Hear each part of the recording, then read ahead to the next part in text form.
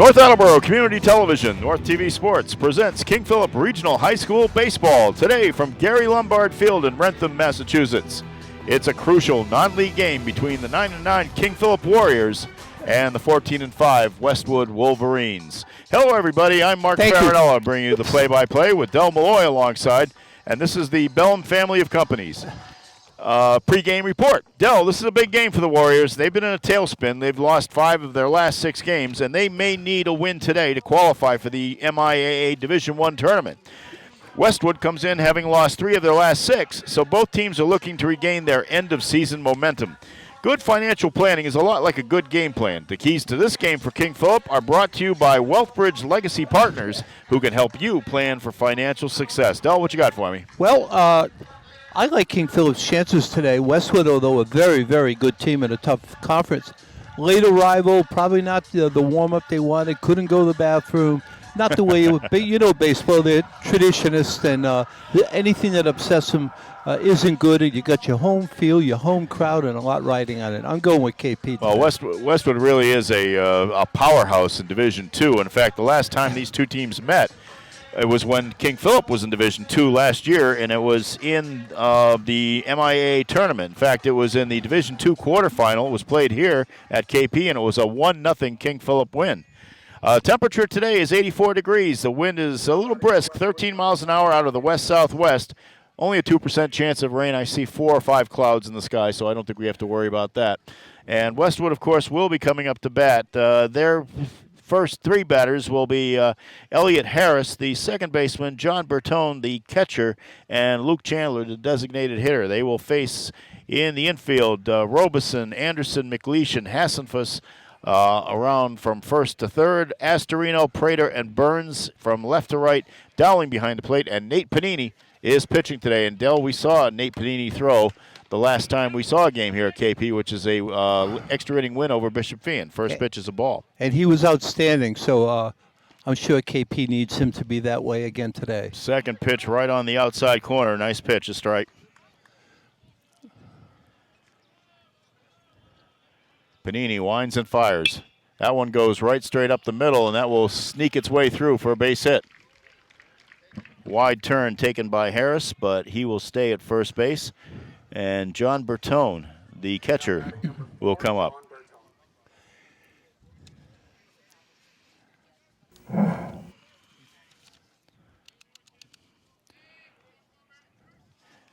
Del, I looked hard for information on this Westwood team, but to be honest, not a thing in any of the metropolitan media as Panini goes back over to first just to keep the runner close. Well, we do know what color their uniform is. That's a good green. start. We see a lot of green. We saw green. Of course, King Philip in their gold shirts.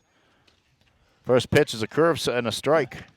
And one thing that will make your day go better, Mark, this umpire gives a quick signal. Oh, yes, I do love that.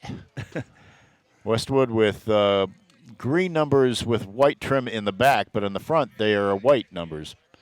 Panini again goes over to first base. Pretty interesting, Mark. You don't usually see a catcher bat 2.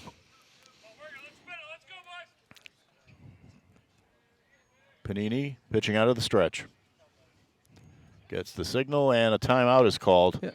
Late call, but the umpire gave it to him. Yeah. Panini, of course, followed through with it. Which is the right thing to do so you don't injure yourself.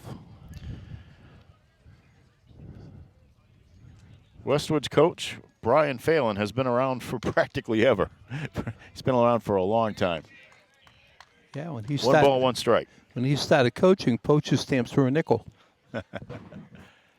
I just don't have as many years because I did try to get information. There's just not much about Westwood out there, which is surprising. Swung on and missed. Ball pops out of the mid of Dowling, but no problem there.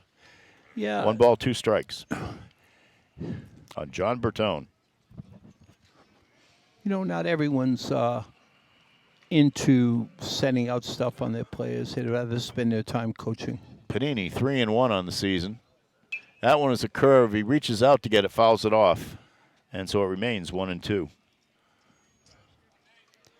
3-1. He's pitched 39 1/3 innings. He has a 1.42 ERA. He struck out 23 batters and walked 12 on the season so far. And we did see a excellent outing against Bishop Fee. Called third strike. Yeah. This umpire's cool, Mark. You got to watch his third strike. He did give it a emphatic call. Yeah. Luke Chandler, the designated hitter, stands in, number 23 for the Wolverines. Always thought that was one of the great nicknames. It was. Much more popular nowadays with the, of course, the movie character. Curveball hits the outside corner, strike one. Boy, he's got that curve working for him today, huh? Yeah, he does. I think Wolverine, an animal that's going to attack. And that's the kind of player you like, too. I don't see Hugh Jackman around here, though. No. Can't wait for that Deadpool and Wolverine movie. That's going to be good, I think. Took a little bit off it.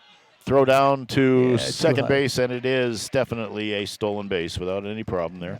Great jump by the base runner. 1 ball and 1 strike is the count on Chandler. I wonder if he's got any friends. Boy, I'm digging up all of the pop culture references today. It's okay. We had a nice amount of time before the game actually started to do it. On the outside corner again, nice pitch. And another strike, 1 and 2 is the count. Panini's got the location working right now. He does. Runner on second. 1 out. Swung on, out of the glove, but he will get the runner. The runner will advance, though. The batter is out at first base. Second strikeout. And they had to go over to first base, so the runner took advantage of that and took the base. Yeah, I'm sure Coach Plimpton will tell the catcher, next time when you got a time to fake the throw, fake in and see if you catch that runner going. Now batting at a left-hander, Julian Colon. He is the first baseman. Fastball over for a strike. Runner on third now. Westwood coming in here at 14-5. That one is topped foul along the right field line, and it is a strike. 0 and 2. No balls, 2 strikes. Runner on third marks about 12, 15 feet in foul territory. Look at him. Panini delivers. That's a curveball. It's fouled off again. Remains 0 and 2.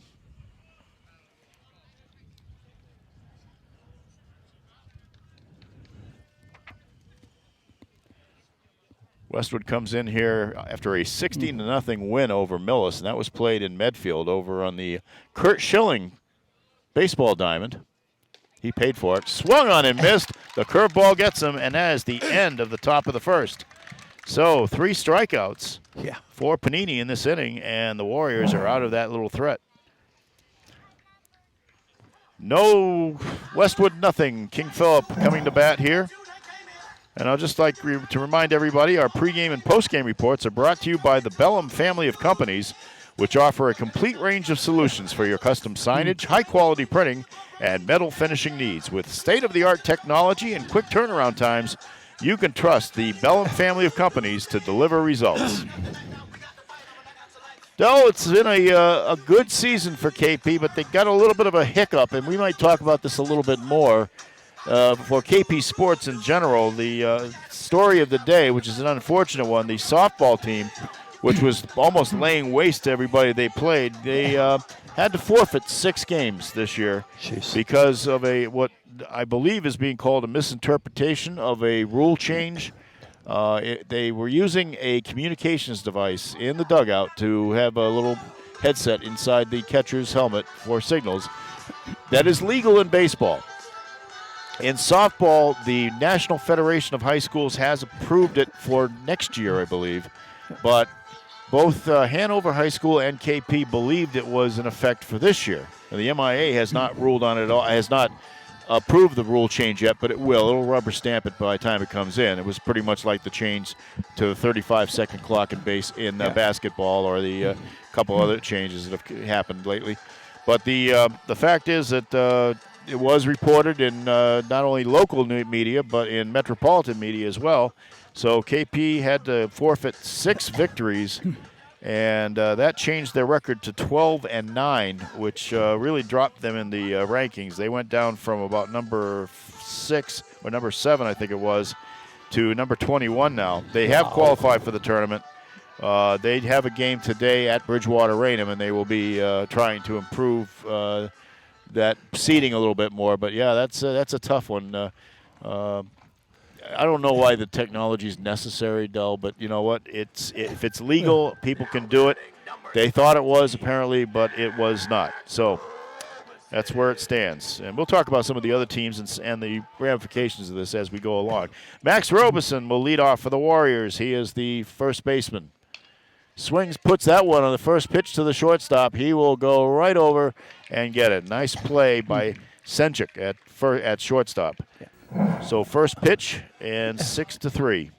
Watching the warm-ups, Mark, this first baseman for Westwood, number 15, Julian Colin, he's as good as it gets. Up for the Warriors is the catcher. Here's another time we got a catcher batting in the number 2 spot, Leo Dowling. Don't usually see that.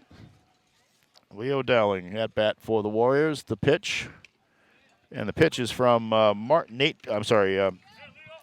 Charles Martin is our pitcher's name. First pitch is a strike. That one is fouled off underneath the legs of the coach over on third base side. Yeah. And quickly, Martin is ahead of the count, 0-2. Coach still has some jump. And that's a good thing. Dowling batting .317 coming into this game. The pitch on the outside corner, but low. Ball 1. Now, Mark, watch this umpire on the next strikeout. It's so entertaining. The right-hander looks in for the sign. Now winds and fires. Curve ball outside. 2 balls, 2 strikes.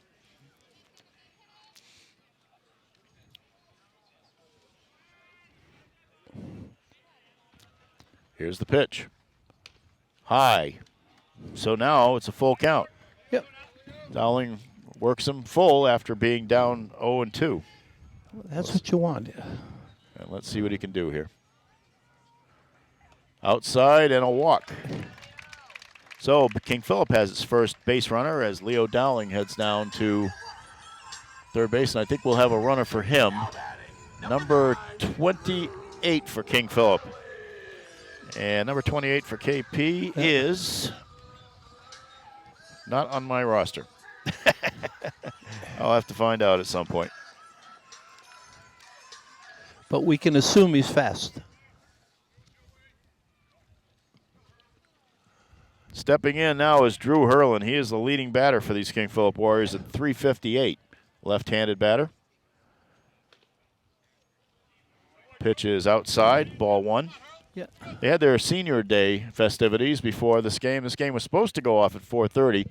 The Westwood bus left their school at 4:05, so obviously they were a little late, and that's why we're a little late. Martin goes over to first base. No problem over there. If the bus was supersonic, we might have started on time, but it's just a regular old bus. I think everybody's got to start thinking about, earlier leaving times of their schools, fouled off by Hurlin. Well, sometimes it's when can we get the bus? Yep. If they're all tied up. It's more traffic, and they've also been, the games have been postponed all over the map these days because of advanced placement testing in the schools, shortage of umpires. That one is high. Yep.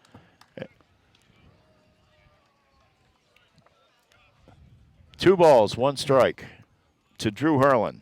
He is the designated hitter today.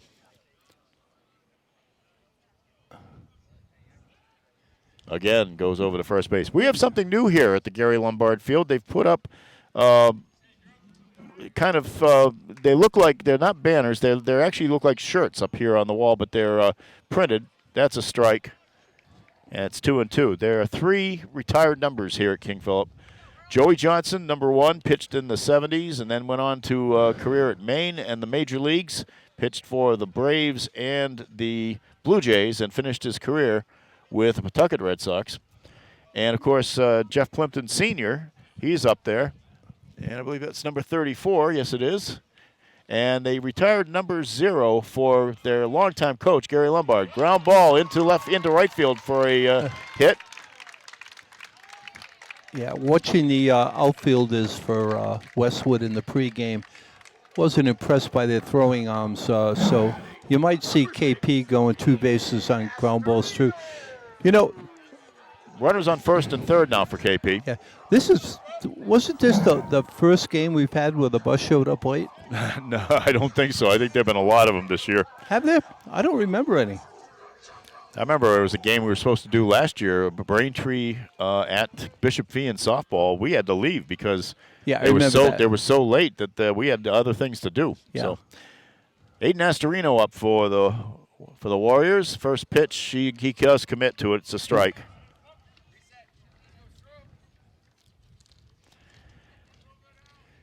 I think Aiden would like to deliver that run. Astorino batting .302 coming into this contest. Slow curve outside, 1-1. Yeah. Catcher had a good arm. I'm curious to see if KP will put the wheels on.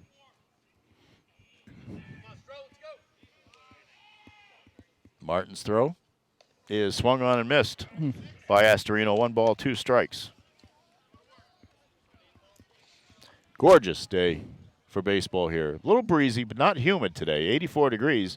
That's a big change from what we've been used to so far, but no humidity today. Outside, ball 2, 2-2. Yep.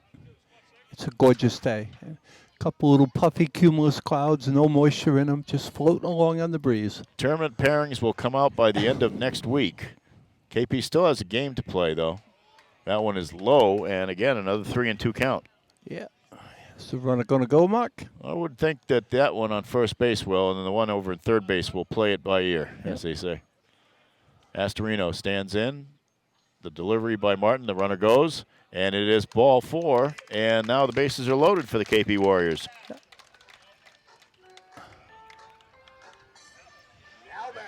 Tommy McLeish can really put a cap on a great athletic season. Yeah. Football, basketball, and baseball. He is the shortstop, and he stands in with 1 out and the bases loaded. You know, some people will have athletic talent. He has it.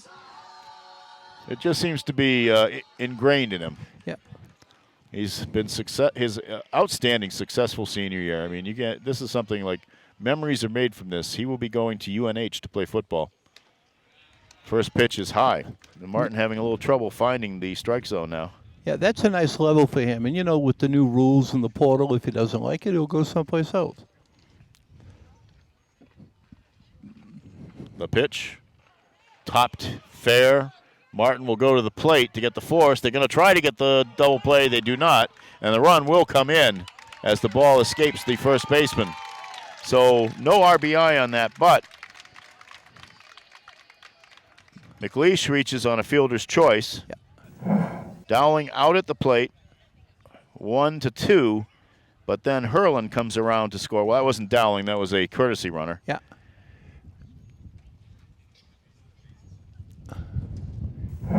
I don't believe there is an RBI on that because there is an error on and the there play. were 2 outs. Yep. An error on 2 outs knocks out the stats. McLeish made he does such smart things. A lot of runners would take the turn at first and try for second. He knew there's runners that might score, and he can't take that chance. Smart heads-up play. So King Philip leads 1-0 here. Runners on first and third here with 2 out. And Martin is standing in there. Now we'll go over to first base. Try to keep try to keep McLeish close. Yeah. And he can run. He's not a blazer, but he can run. So that was a fielder's choice, but an E2 on the throw. Yeah.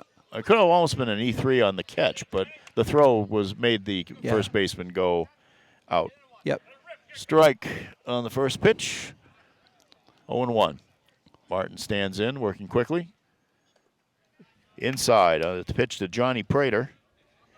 He is the center fielder for the King Philip Warriors. Delayed steal, McLeish the second. They did work the steal. Yeah, they delayed it, and what that did was the middle infielders did not cover the bag, and then he took off. The catcher's standing there, but no one to throw to. Ryan Burns on deck for the Warriors. Prater takes a strike on the outside corner. It looked a little low, but it got there. It did. The worst thing you can do, though, is start shaking your head in the batter's box. Don't show up the umpire. 1-2. Martin working from the stretch. Runners on second and third. That one way outside and high. I think they were hoping that somebody would glitch out there in the field, but 2 balls, 2 strikes. It's a good throwaway pitch.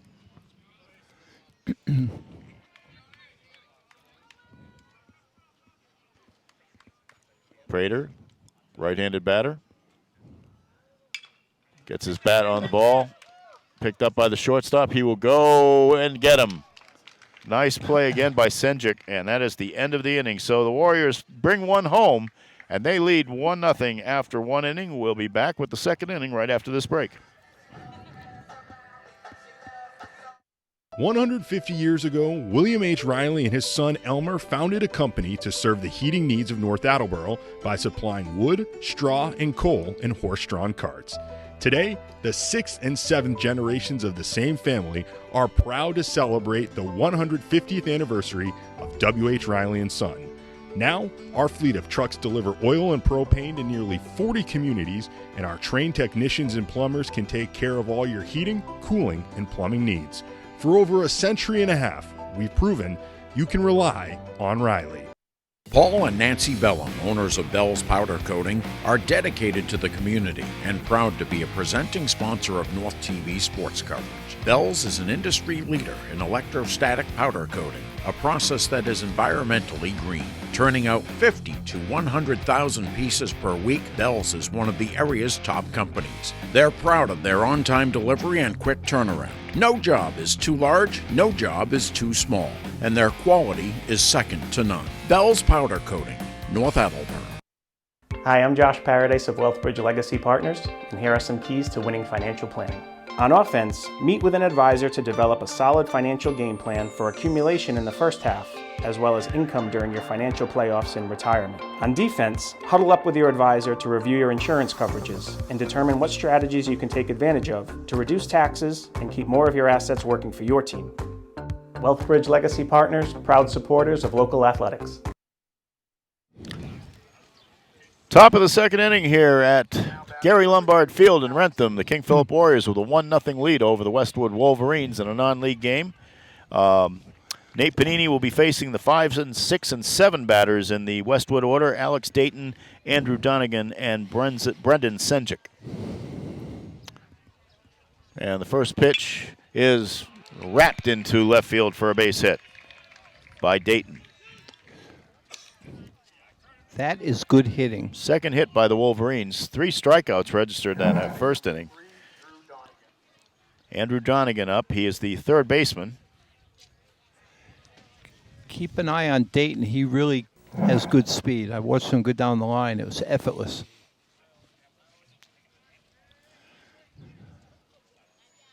Panini with the pitch. High. Dowling gets up and kind of looks that runner back a little bit. No point throwing. He had a good lead, but he can scoot. No sense risking it.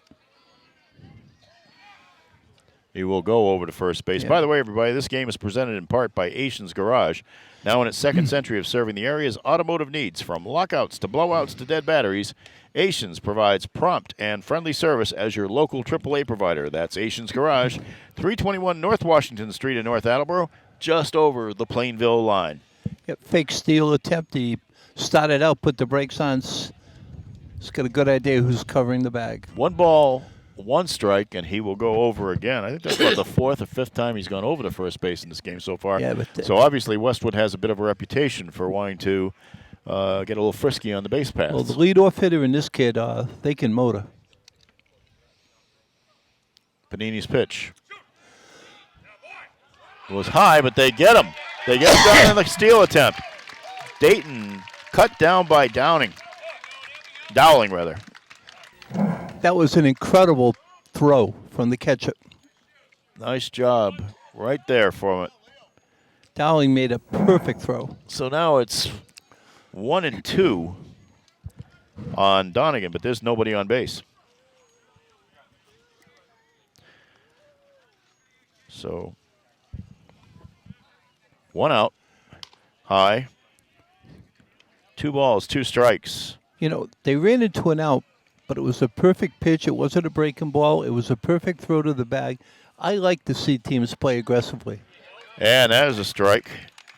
And I guess they had it wrong on the scoreboard. I thought they did too. So now that's should be 3-2 now at that point, I think, and that's what they have now.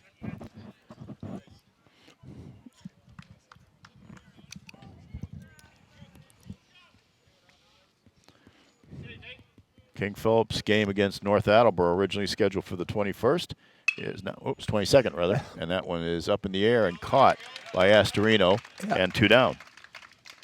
That game against North that was postponed will be played on Saturday, tomorrow, at 3 p.m.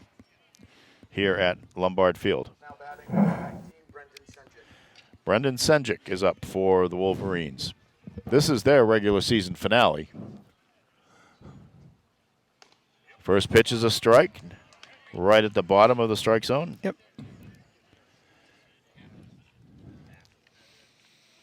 Two down. Another strike. Boy, I tell you.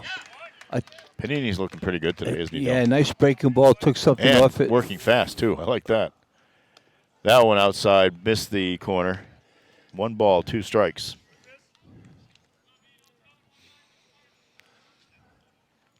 The windup, the pitch, up in the air, in center field, right to Prater, and that is a quick inning after the initial hit.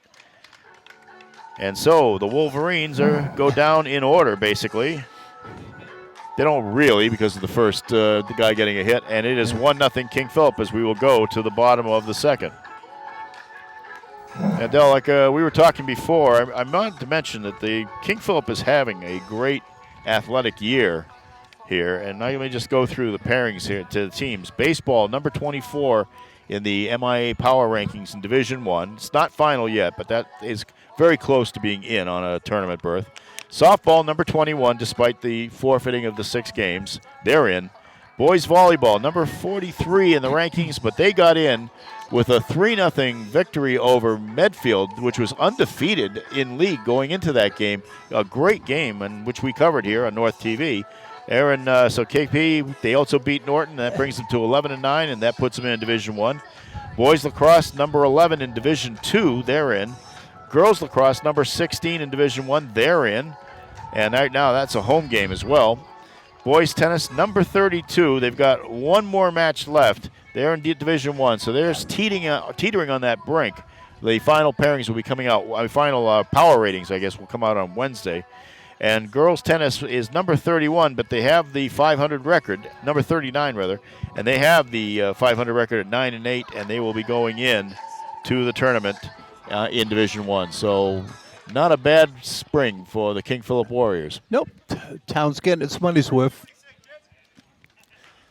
Coming up to bat is Ryan Burns for the King Philip Warriors. Cam Hassenfuss will follow, and Luke Anderson, the second baseman, will follow that. The 7, 8, and 9 batters in the KP order. They got one in the first. Martin's pitch swung on, fouled off.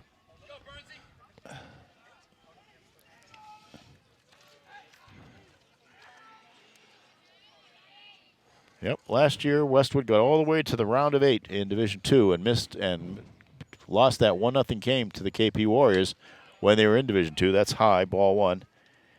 And that was King Philip's second straight trip to the finals of Division II last year, and the second time they lost to Milton. That one is he was hit by the pitch on that one. Yeah. Just kind of caught him off the shoulder. He hardly moved for it. Yeah, I know that to get out of the way. That's what I used to do. It was the only way I ever got on base. Yeah. So he reaches first base and a hit batsman. Get hit by a changeup. Hassenfuss comes up. He is the third baseman.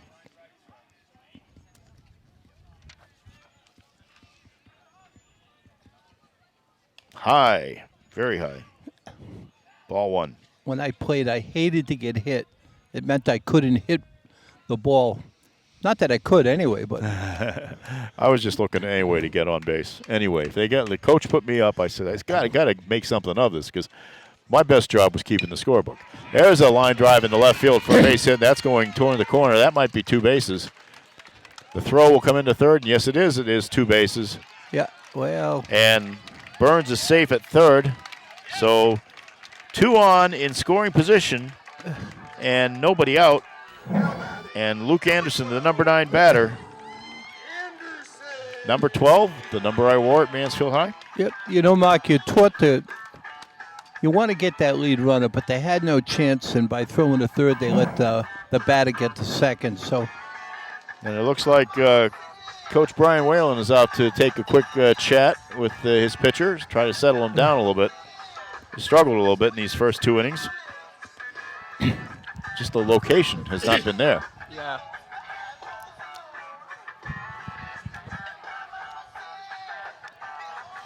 KP comes in having lost their last game to Taunton 9-6. And it's been a rough stretch for the Warriors. Lost 4 straight. They beat Mansfield on May 6th, 4-1 in 8 innings. Mansfield is actually the the Davenport division champion. So they have had their close games, a lot of close games. They had beaten Taunton before 3-1. But the KP season was pretty much win one, lose one, win one, lose one for a while. We did the game against Bishop Feehan, a 7-6 win in 9 innings back on April 15th, which was an excellent day, as I recall, too. One of the few of the season. So everybody has talked their talk, and here comes Anderson to the plate. That was a long meeting with the pitcher. The umpire took his time getting out to break it up. First pitch is a strike, kind of low, a little bit on the outside side, but umpire saw it better than I did, I guess. Yep. 2 on, no out.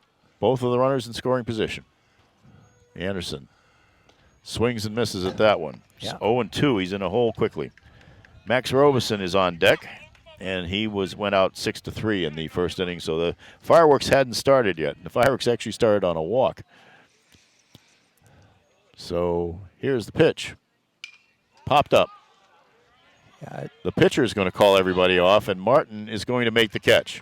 That's something you don't see in the pros. No. Usually in high school ball, your pitcher's a darn good athlete. Yep. Runners will hold in their position. So now there's 2 on, 1 out, and Max Robeson, the leadoff batter, is coming to the plate.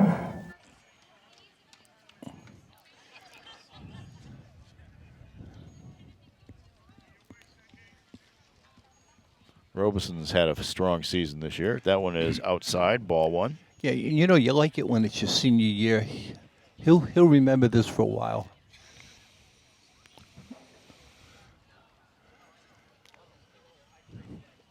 Martin looks in, throws, inside.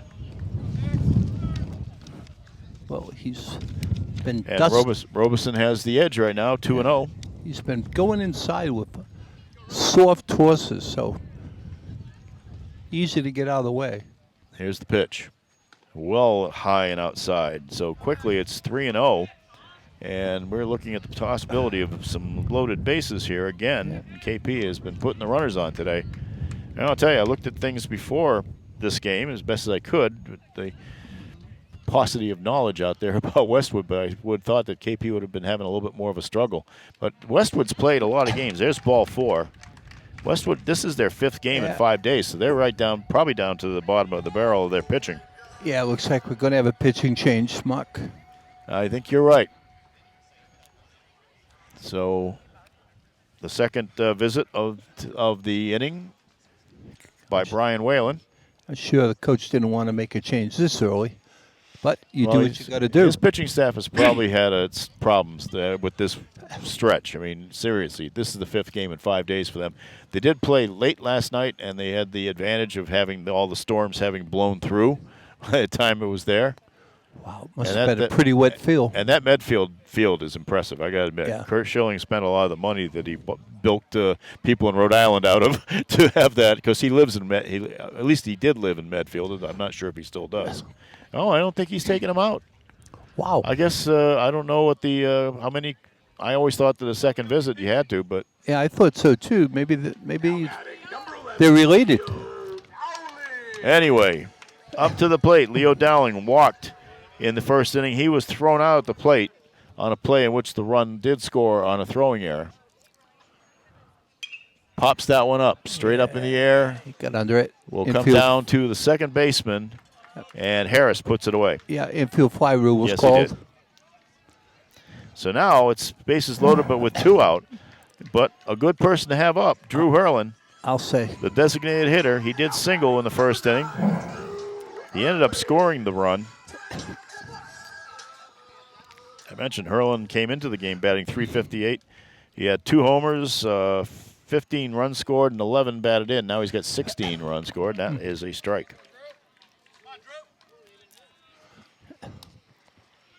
Love the way he wears the stirrup socks. Excuse me. Yeah. That's old school. I like that. Old school National League look, except it's not tucked into the pants. That one is ripped to right field, and that's a base hit. That will bring in at least 1, and it does bring in 1 run. Well, I was surprised there were 2 outs and the runner on second didn't get a great jump to third. Burns comes in easily on that. Robeson moves to second, and Hurlin has an RBI, and the bases are still loaded for Aiden Astorino, so he couldn't ask for more here. He's a kid who can hit, and he walked in the first inning. And something else about Aiden, he's a gamer. He Yes, knows how is. to win. And we'll be seeing him on the football field again next year. That one's high. Ball 1. From the press box, you look down the football field. He doesn't look particularly big compared to the lineman, but look at the size of this kid. No, indeed, he's put on some muscle too as he matures. That one fouled off to the left field side. 1 ball, 1 strike. Westwood comes in, number 8 in Division II. If the season were to end today, they would be playing number 25 Middleborough with a 10-8 record at home in the round of 32. But of course, the season's not ending today. No. The pitch, inside and low, and that is 2-1 to Astorino. Astorino doesn't fool around, doesn't step out. He's ready to go. Yep. Martin goes to the stretch, and then now he pitches, and that's high again. It's where he's been missing all day. Right there. 3-1 is the count. The dangerous thing is if you lower it just a foot, it's going out of here. Yeah, it's going to be. Of course, there are no fences close by here, although the right field it might be. You might get lost in the trees there somewhere along the way, but swung on and missed. Wow, took a big cut. He was going for the downs, as they say. Got caught on the changeup. 3 balls, 2 strikes to Aiden Astorino here, with the bases still loaded and 2 out.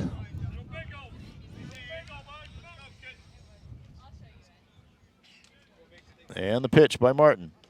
And he will take ball 4, and that drives home a run. And he's the coach for the 3rd time. Yep.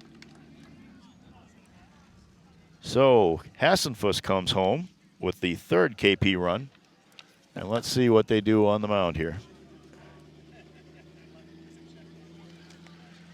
Robeson now moves to 3rd. Hurlin to 2nd.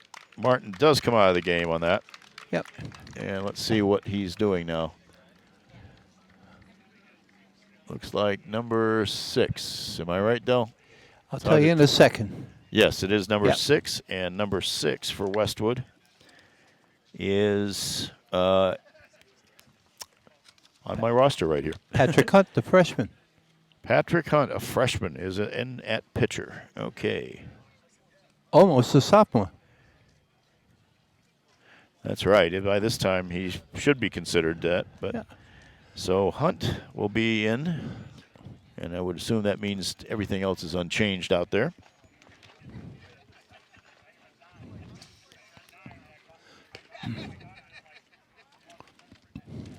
Bases still loaded, 2 out, and now right-hander, freshman right-hander Patrick Hunt on the mound for the Westwood Wolverines. Got some good speed, Mark. Well, this is one of those situations that grows you up in a hurry. Westwood doesn't really need this game in the tournament. You know, they're already in. Pairings might jockey around a little bit from that position. When I updated them today myself, I noticed that there was a lot of movement in the 5, 6, 7, 8, 9, 10 area. So Westwood was among that. They dropped one. Originally, they were set to play Mansfield in a preliminary, a first-round game, the round of 32, but that changed. Mansfield actually went up, and Westwood went down a little bit. So, but things still can change. everybody's got to get the record straight, get it into the MIA next week, and then everything will be finalized, and they will have their meeting, and we will have pairings and everything towards the end of the week. It's really fun doing the regular season and kind of watching the teams go through the pairings and either carving out a niche for themselves or maybe falling off, but it's pretty interesting to watch that and see these seniors, how they play their final season. Tom McLeish coming up for the Warriors. He is the number 5 batter in the order. He reached on the fielder's choice, which turned into an error by the catcher on the throw, and that brought home the run in the first inning. First pitch is outside by Hunt.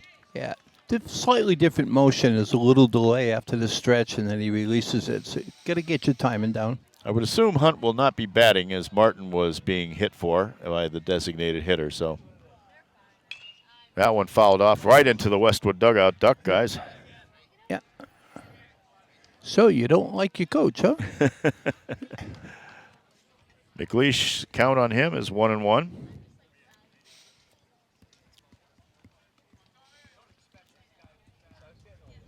Hunt has the signal, ready to throw, and he does. Takes something off it. The curveball is in for a strike as he swings and misses at it, as McLeish does. 1 ball, 2 strikes. You know, McLeish wanted that back. That was sitting pretty. And the pitch. Curveball drops in and hits him, I believe. No. He's calling that a strike. Yeah, I think he's calling it. He's saying he went for. He did not get out of the way for it, and so that is going to be an out. Yeah.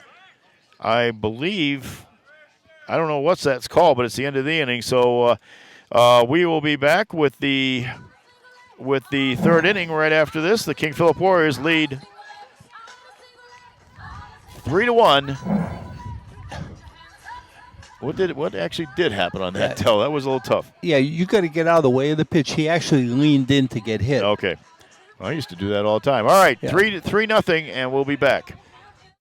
Box Seats, a presenting sponsor of high school sports on North TV, is the place to be before or after the big game.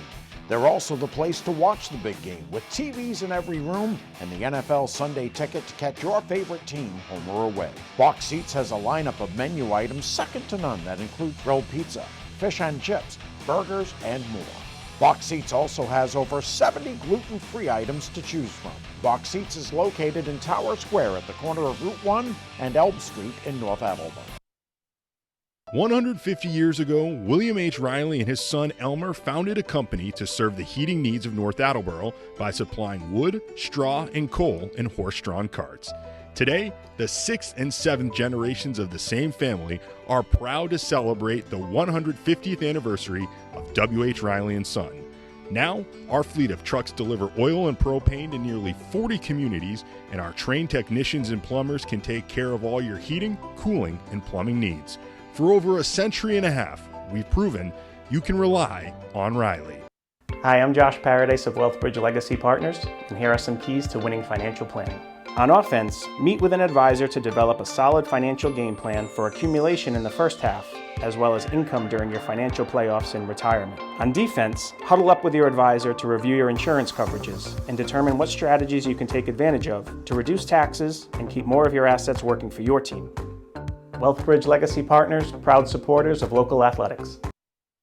Top of the third inning, and Tom Teixeira will lead off for the Westwood Wolverines. King Philip leading 3-0. The first pitch by Panini is high, ball 1.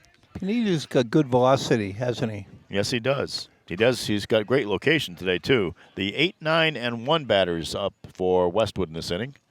Strike on the outside corner. Panini, he is just throwing well. He's putting that ball where he wants it right now. There's a little tail on that. When he throws it outside, it looks like it's going up, but it curves back in. That one is topped to Anderson at second base, and he gets him out very easily. I'm sure you noticed, Mike, but this is a very good infield. They get very natural, true bounces. You don't see a lot of bad hops. You know, it's funny, Del, because day here we had a girls' lacrosse game, and I did notice, and they were having a little trouble with their fielding on that day. It was against Taunton. But the games we've seen, they've been outstanding. Yeah. Number 10 at bat, Jake Quinn. He is a center fielder. I'm sorry, the left fielder. Strike. The count is 1-1. Well, the first inning, I said, watch when the umpire, when there's a strikeout, and since then there hasn't been any. 2 balls, 1 strike. Panini registered 3 strikeouts in that first inning. And an inside pitch, but it's a strike. 2 balls, 2 strikes now. I have him at 21 pitches here in the third inning. That one is hit right up the middle, and a diving attempt, but it does not. It's going to be a base hit. The ball was stopped right there by McLeish, but couldn't get to it. So single. Third hit by Westwood, rather. And up is Elliot Harris, who did hit, who singled in the first inning. 1 on, 1 out. And Harris, the second baseman, comes up, and Panini goes over again. Yeah. Number 9 batter, and he's trying to keep him on base. Yep. Well, these guys can run. You know, a lot of people use the number 9 as almost like another leadoff guy. Yeah. That pitch is outside. I'm sure you notice all the different colors of the Westwood batting helmets. Yeah, they just do seem to have a plethora of colors over there. Wow. Mark, that was excellent. Yeah, I didn't get it out on the first try, It's though. okay. Nate Panini brings it home. Ground ball kept in front of him, and a nice throw will get him. Good job by Hassenfuss at third base to keep that ball in front of him. Yeah, when you forget the runner going to second, you got to get the out, and that's the longest run from the batter's box to first rather than a lead on first to second. Absolutely. Good play. The catcher, John Bertone, now comes up. He was out on a called third strike in the first inning. 1 on at second base and 2 out here. And Panini has been cruising in this game so far. I hope I didn't just jinx him. You didn't. Comes home with it. Curveball outside.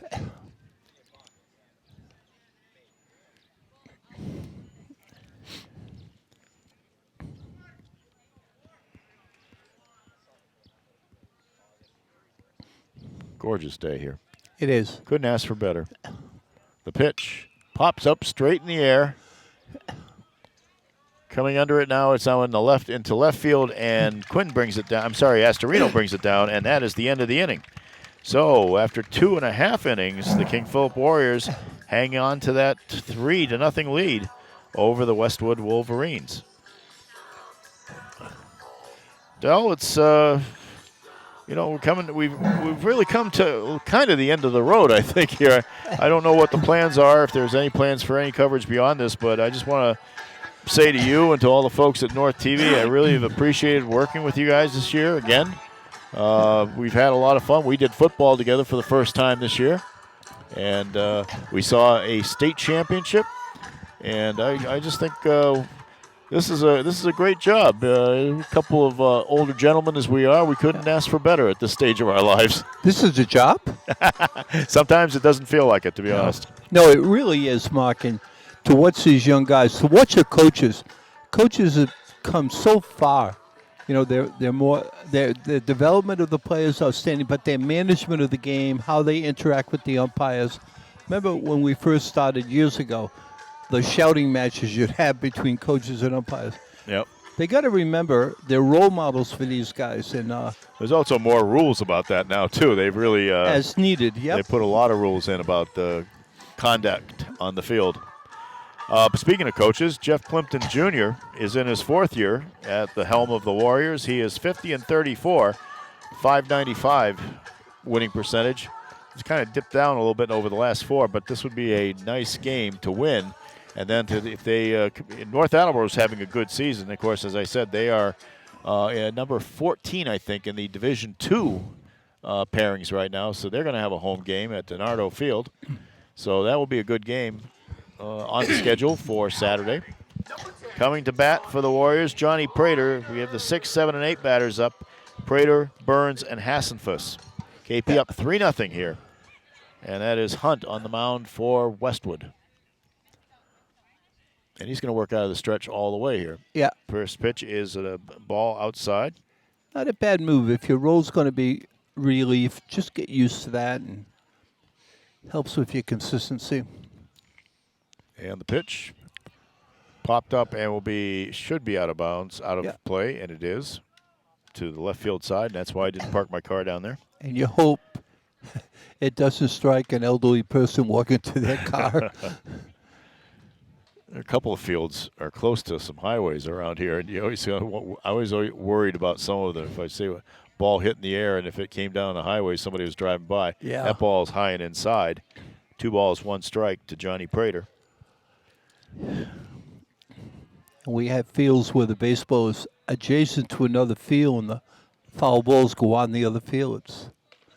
And that one is high as well, so now we have a 3-1 count. Westwood has qualified for 13 of the last 16 postseason tournaments, and they won the state Division III title in 2008. Pitch is ball 4.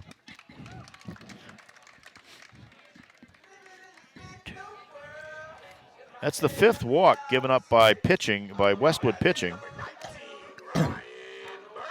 Well, And they Ryan might Burns be tired. comes up. Ryan Burns was hit by a pitch in the 2nd inning, and he scored a run. King Philip getting a lot of at-bats in this game. Some don't count. That one's high. So Westwood pitching is missing about in the same place there. That was the trouble that Martin had. Hunt seems to be having the same trouble.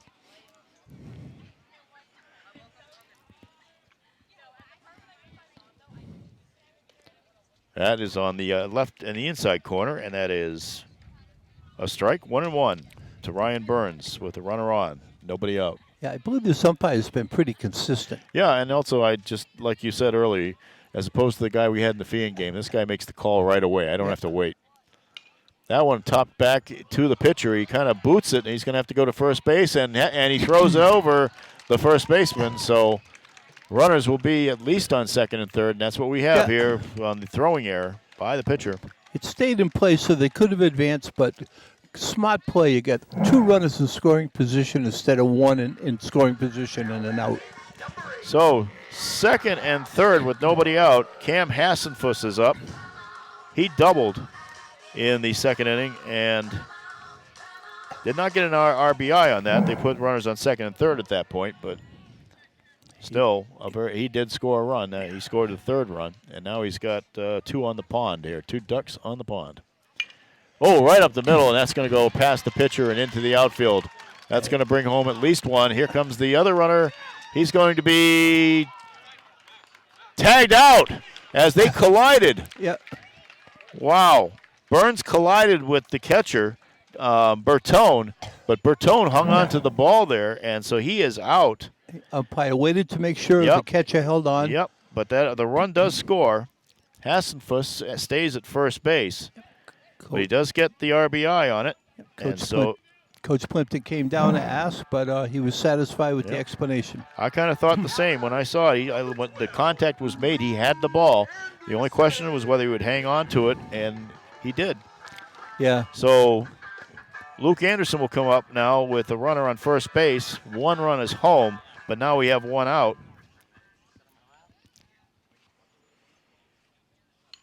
And a bunt attempt is popped up, but that's going to roll foul. Okay. Yeah, or a strike. Bad angle on that bunt attempt. Probably would have been a ball. It was so low. And when you get the bunt sign, you just want to get it down. So you get more anxious bunting than bases loaded sometimes. Hassenfuss retreats to first base, and Luke Anderson has an 0-1 count. 4-0 King Philip. Again, he squares, but that one's outside, so he pulls the bat back, and that's a 1-1 count now. Yeah, he's a little low on these bunt attempts, pitching. So just be careful. Don't go after something you can't handle.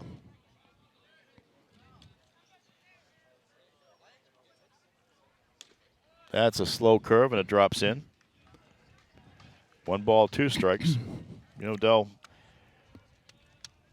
19 games reported to the Boston Globe, and only one of them had a paragraph as to what happened in the game. Swung on a miss, and that is a strikeout, and that's the first registered by Westwood pitching today. Yep. Took a lot off that. Notice the last 2 pitches were high in the zone, so got him looking low, came back high.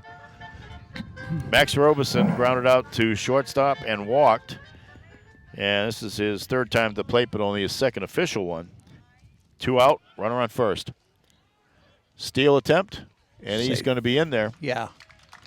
Hassenfuss takes second base. Now you like it as a batter. Got a chance to bring in 2. I like his song he plays coming to batter spot. It looks like it's a song for a cartoon. It Sounds was like from a Star song Wars. for- It was from Star Wars. Yeah. It was the Cantina song. All right, no balls, 1 strike, and the pitch popped up to the left side and out of play. 2-strike count now on Robeson, number 1 batter in the KP order. Left-handed batter.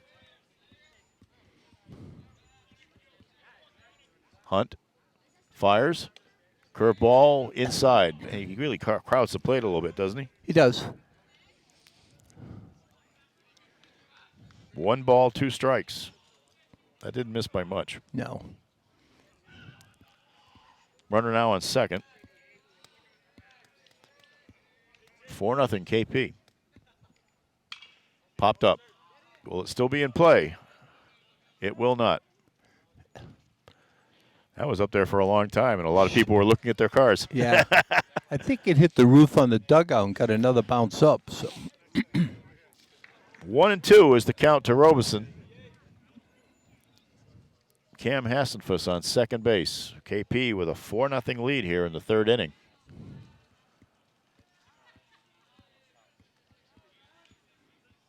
Here's the pitch. Swung on, grounded to second base. They will go right to first. Harris to Cologne, and that ends the inning. But King Philip gets another one. And so after 3 full innings, it is the King Philip Warriors 4 and the Westwood Wolverines nothing. And we'll be back for the top of the 4th right after this break. Paul and Nancy Bellum, owners of Bell's Powder Coating, are dedicated to the community and proud to be a presenting sponsor of North TV sports coverage. Bell's is an industry leader in electrostatic powder coating, a process that is environmentally green. Turning out 50 to 100,000 pieces per week, Bell's is one of the area's top companies. They're proud of their on-time delivery and quick turnaround. No job is too large, no job is too small, and their quality is second to none. Bell's Powder Coating, North Attleboro. Asian's Garage has been serving the North Attleboro area for over a century. Asians provides 24-hour friendly towing and roadside assistance to get you back on the move. From lockouts to blowouts to dead batteries, they're your local AAA representative. Take care of your Massachusetts state inspections without taking out a chunk of your day. Asian's Garage, more than a century of service to the North Attleboro area.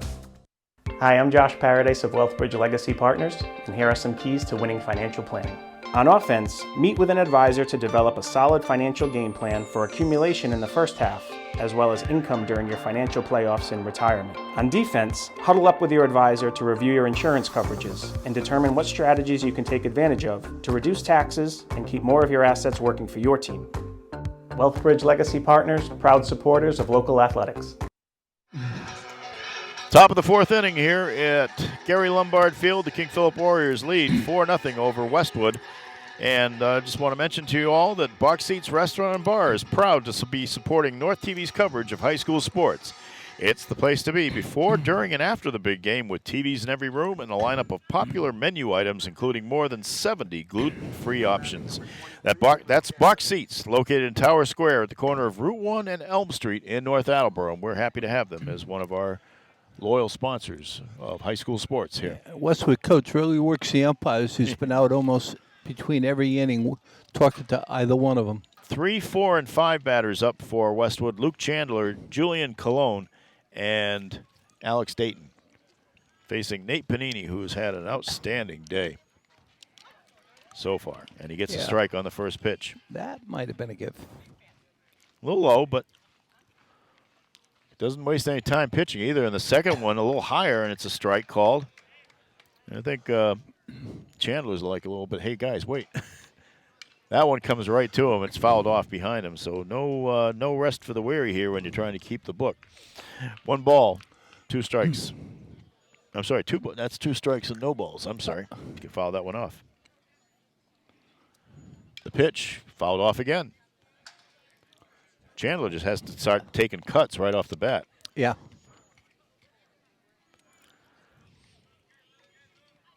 Panini ready to go, working from the full windup. Now he steps it onto the rubber, puts it outside on the corner, but it was right there, and it's his second called strikeout, his 4th of the game. Let's take a look at where that one went. Just watch here as this ball just like zips over to that little outside point. Yep. And that's where he got it. Julian Colon, left-handed batter, struck out in the 1st inning, his 2nd time at bat here. That one wrapped immediately into center field for a single. First pitch hitting. You watch the center fielder, Mark. He knew it was coming hard. The runner would get only to first. He got down on one knee to make sure if it was a bad hop, it wasn't going to go by him. That's good defense. 4th Westwood hit. And Alex Dayton is up. He singled. He has one of those hits in the 2nd inning. First pitch is a little bit outside and maybe a little high. It's a ball.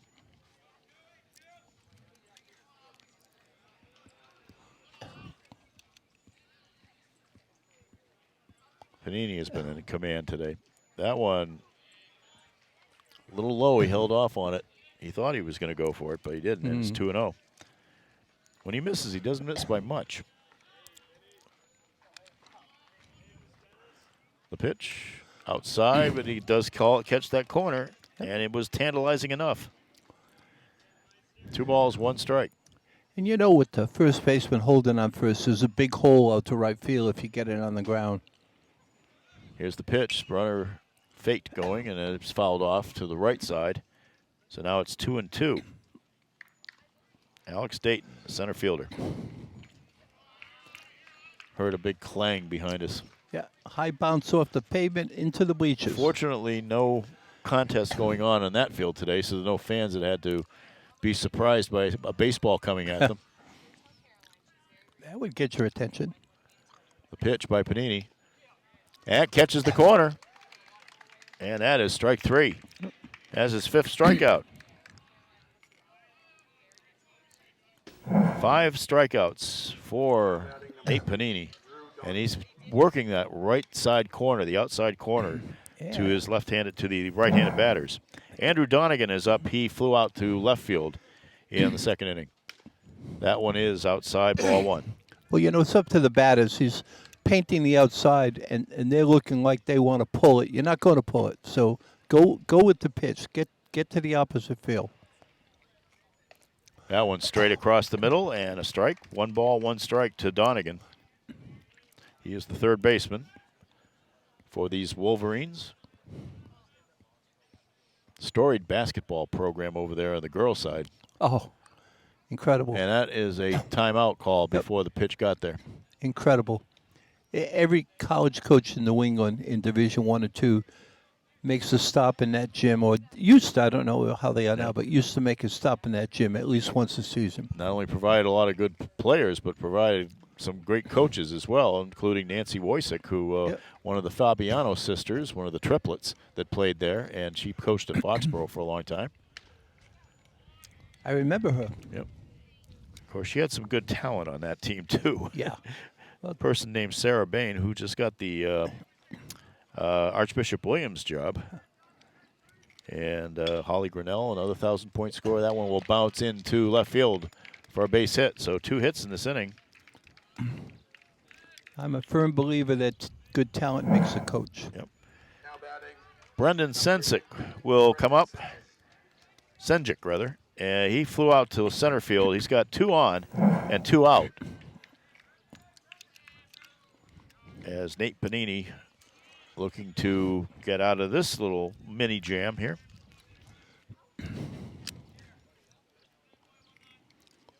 Out of the stretch, looks around at the runners. Now he throws. That one is up in the air to center field, and it will come down to Prater, and that is the end of the inning. No runs, 2 hits. And the King Philip Warriors still lead 4-0 over the Westwood Wolverines. Westwood has 5 hits in this game, but they have not been able to turn any of them into runs. King Philip has only 3 hits, and yet they have 4 runs. It's a pretty good efficiency.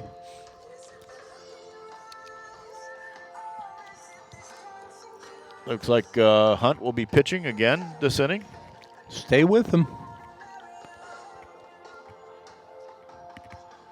Patrick Hunt, a freshman, who has inherited the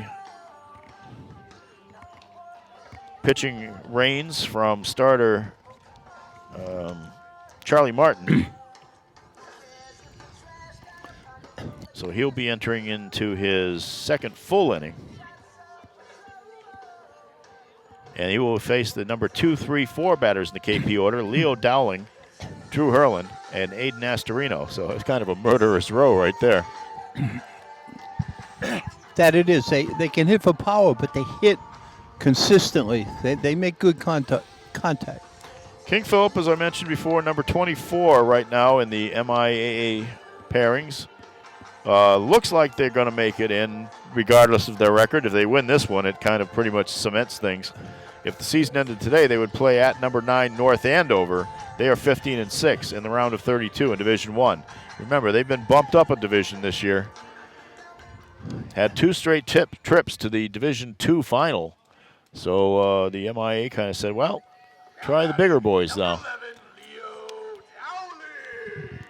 Dowling walked in the first, popped out to the second baseman in the second. So he's looking to get into the hit parade for the KP Warriors. First pitch is outside, ball 1. KP was the number 3 seed in last year's D2 tournament, and they had a nice run before they got to Milton in the state final. Yeah. 2 balls. Every good thing comes to an end, huh, Muck? Yep. I guess they must not have called that first one a strike. That one is a strike right up the middle. Pitcher was kind of lucky he didn't get clobbered by that one. It wasn't too far away from him. Put his glove up about. Yep. He said, well, 2 seconds too late. At least it's not going to hit me, he said. So there's a single for Dowling. And that's the 4th KP hit. Drew Herland will come up. Herland singled in the first and scored. And he also did something in the, I think he did get a hit in the, so that would give KP 5 hits now. There we go. It's a strike on the outside corner. So Herland should be 2 for 2. One of those little moments I just did not mark in what he did on that in that box. Well outside on the steal attempt, but that pitch is that throw is there, but he gets it, falls out of his glove, I believe. Yeah, tough play for the catcher. The pitch was a little bit high and wide. Still almost got him. Stolen base. You can see the catch how disappointing he is that he didn't get him. I like that. Let's see where that one went. It was there in time, but I guess it was not in the glove. No. Okay. So now Dowling on second, or is that does he have a courtesy runner out there? I did not notice. I think he's the runner. In the dirt. 2 balls, 1 strike is what's up on the board. Every run you get now if you KP is really important.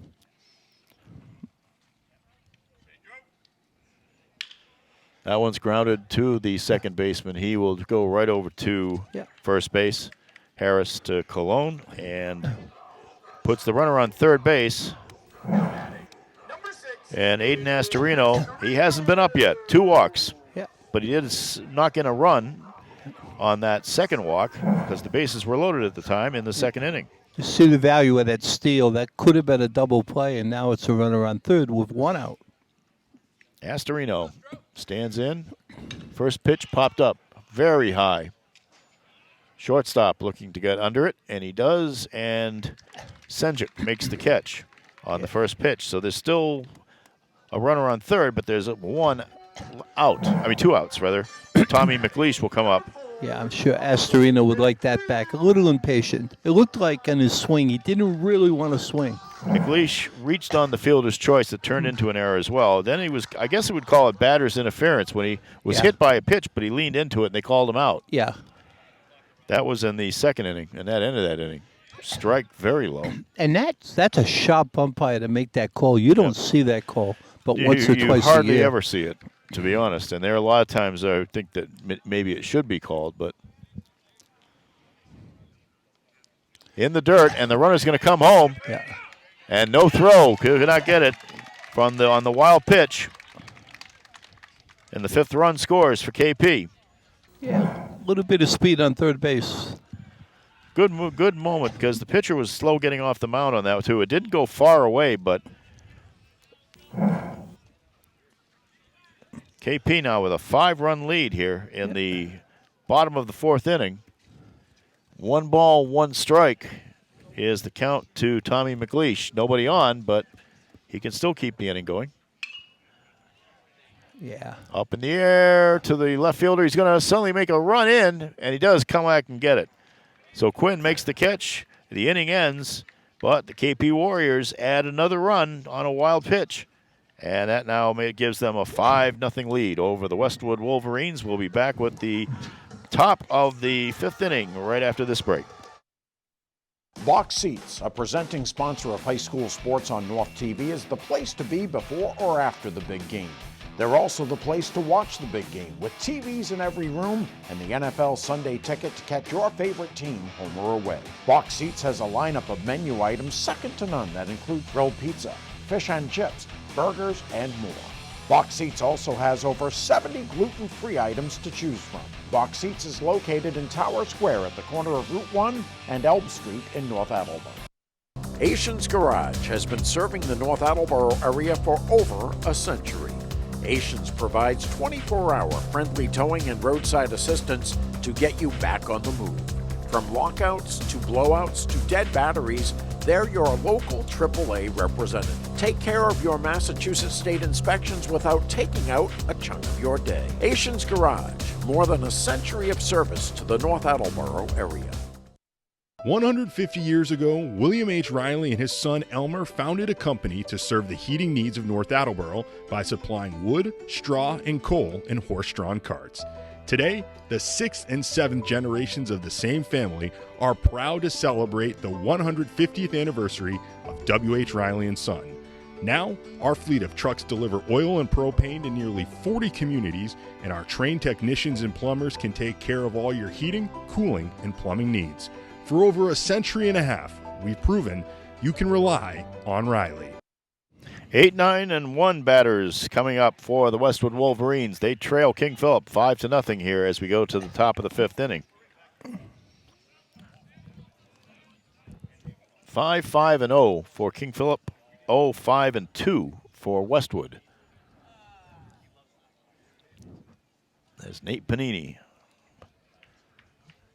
Throws the first pitch, and it's fouled off the end of the bat. Yeah. And that's a strike. That's why Tom Teixeira. It didn't sound like it hit the metal, so I thought for a second it might have hit the batter. Teixeira grounded out to second base in his only time up so far. That came in the 3rd inning. That catches the outside corner. No balls, 2 strikes. His outside pitch is moving. It's showing like it's going to go wide, and it cuts back over the plate. That's just barely fouled off. He really had to lunge for that as it broke away from him. Yeah, and Panini still has an 0-2 count. He's worked ahead of all the batters today, practically. It's a good outing. That is certainly a huge advantage to any pitcher. If he's not busy, I think the Red Sox might need him. That one swung on and missed. It gets away from the catcher, but Dowling will go down to first base and easily get the runner. So that is the 6th strikeout for Nate Panini. Registered on the infield putout, but Jake Quinn, number 10, left-handed batter, the left fielder, he singled to start the third inning. I mean, second batter of the third inning, that was. He made the last put out in this last half inning for KP on an interesting flight to the ball. Called strike on the first pitch. That one's fouled off to the left field side and out of play. On the roof of the school building. Panini not working slow at all, too. He's a machine out there today. Nothing wrong with that. It was tempting to well outside and high, but Jake Quinn, like many people, they see that high pitch, they want to swing at it, but he did not. It's tempting. Quick pitch back, inside a ball, 2 balls, 2 strikes.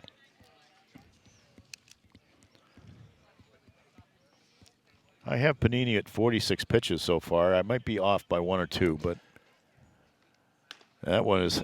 He almost offered, but that was outside. Now it's a 3-2 count. So Quinn has worked the count full. Yeah, that's not a lot of pitches for this point in the game. Well, he's been very efficient.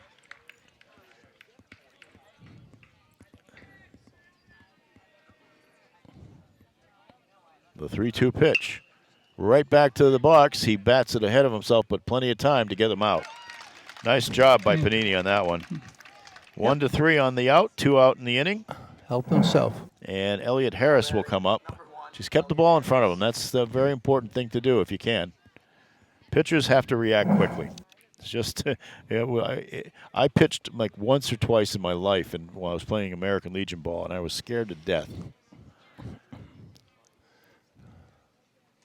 First pitch by Harris has popped up high and behind us. Yeah, right over the top of his mark. We're well protected by this backstop. Harris 1 for 2. He singled to start the game. That's an outside low, but it catches the corner right in the right spot. And it's 0-2. And he grounded out to third base in the third inning. Again, Westwood. Keep calling him Westfield. I worked there. Westwood has 5 hits today, but they haven't been able to put anything together with those. Panini with 6 strikeouts. He has not walked a batter. Yep, the batter needed to tie his shoes, so the umpire. Little shoe tying situation here. Cleaned off home plate. Take the attention away from the hitter. Panini had a huge advantage, too. 23 strikeouts to 12 walks coming into this game. So add 6 more strikeouts and no walks. 29 so far. Okay, back The good thing is he'll probably be rested and ready to go for KP to play in the tournament. They've got one more tomorrow. That's a lot of time out of the batter's box. A lot of time to wait. Also, a lot of time out of the batter's box, as you said, Del. Jeez. But finally, Harris steps back in with an 0-2 count. Yep. This will be the 50th pitch thrown by Panini. And it is a curveball that goes into the dirt. Nice stop by Dowling. 1 ball, 2 strikes.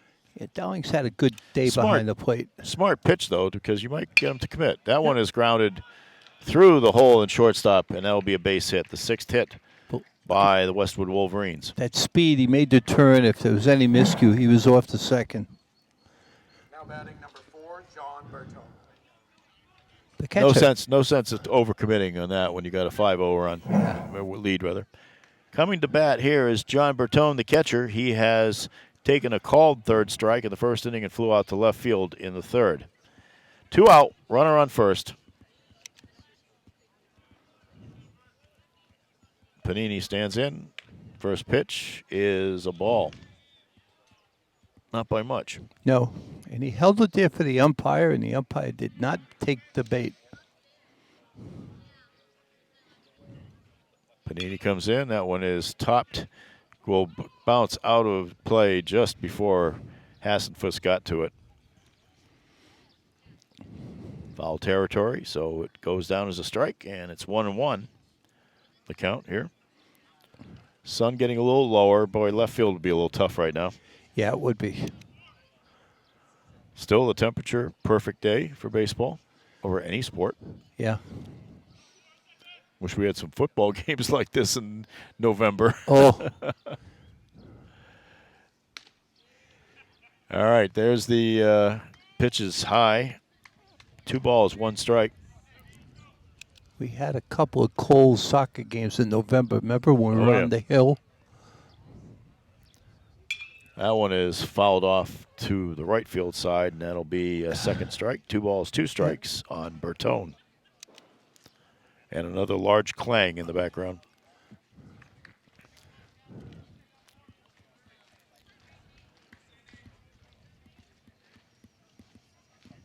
You know, the Wolverines lost their first game, then they went on to win 8 in a row after that, and that probably got them on track. That one popped up high and behind us. Yep. 2 balls, 2 strikes to Bertone. Runner on first, 2 out.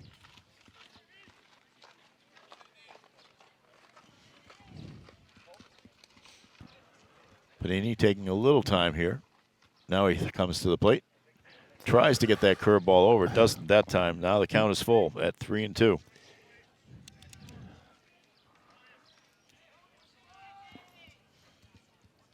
Luke Chandler is on deck. He has struck out twice. The pitch. The runner goes. Strike. Called strike 3. He doesn't like it, but 7 strikeouts, and that's the end of the half inning here as KP maintains that 5-0 lead. Yeah, and good umpiring. He walked away from home plate. It did engage the batter. So,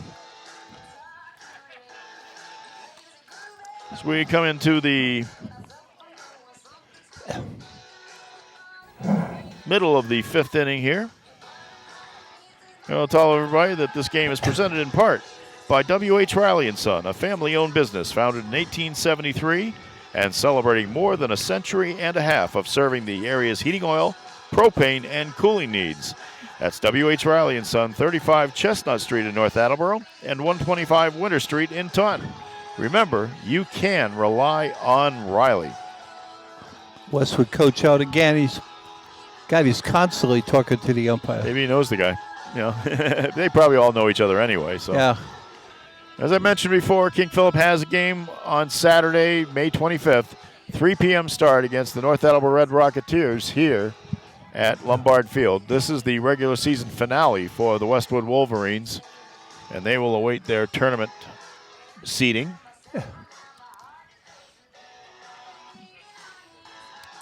Some other local teams that have made it. Attleboro is in the tournament for the boys. Bishop Feehan, I believe, is on the verge of making it. Mansfield boys will be in Division 2. And they had a great record. The Hockomock League standings aren't quite finalized yet because of that game for KP yet. Taunton won the Kelly Rex division at 14-2. Franklin 10-6. Milford 10-6. North Attleboro 8-7. King Philip 8-7. And Attleboro 7-9. But Attleboro has made the tournament, for my understanding. In the Davenport, Mansfield was 13-3. Foxborough 7-8. Canton 5-10. So those two still have to play a game. Stoughton 4-12, Olive Rames 4-12, and Sharon 4-12.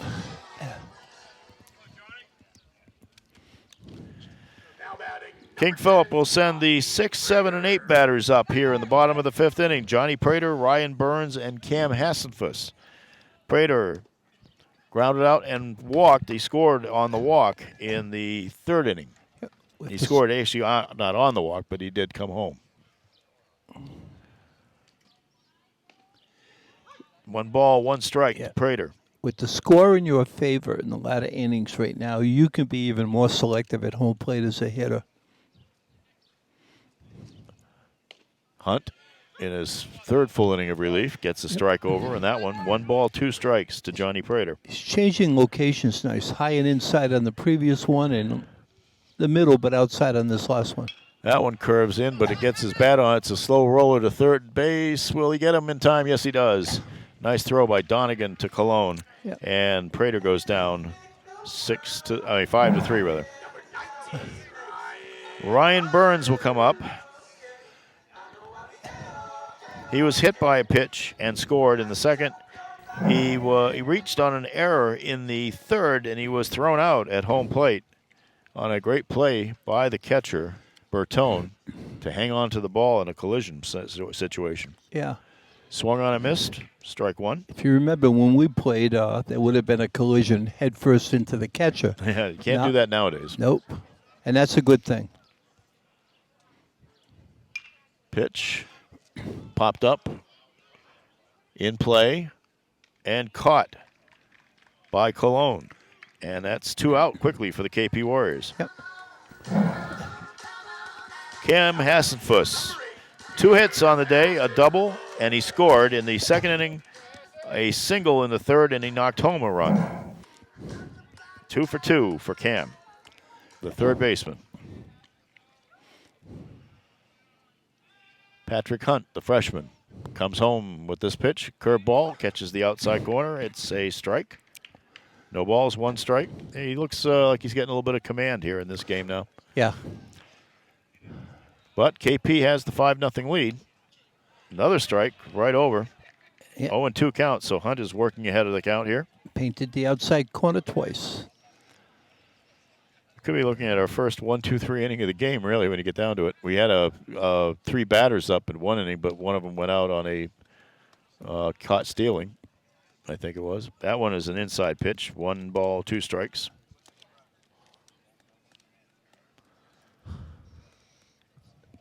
KP has won 6 Hockomock League titles over the years. That is a strike. That is the second strikeout, and that is the end of the inning. A 1-2-3 inning for Westwood.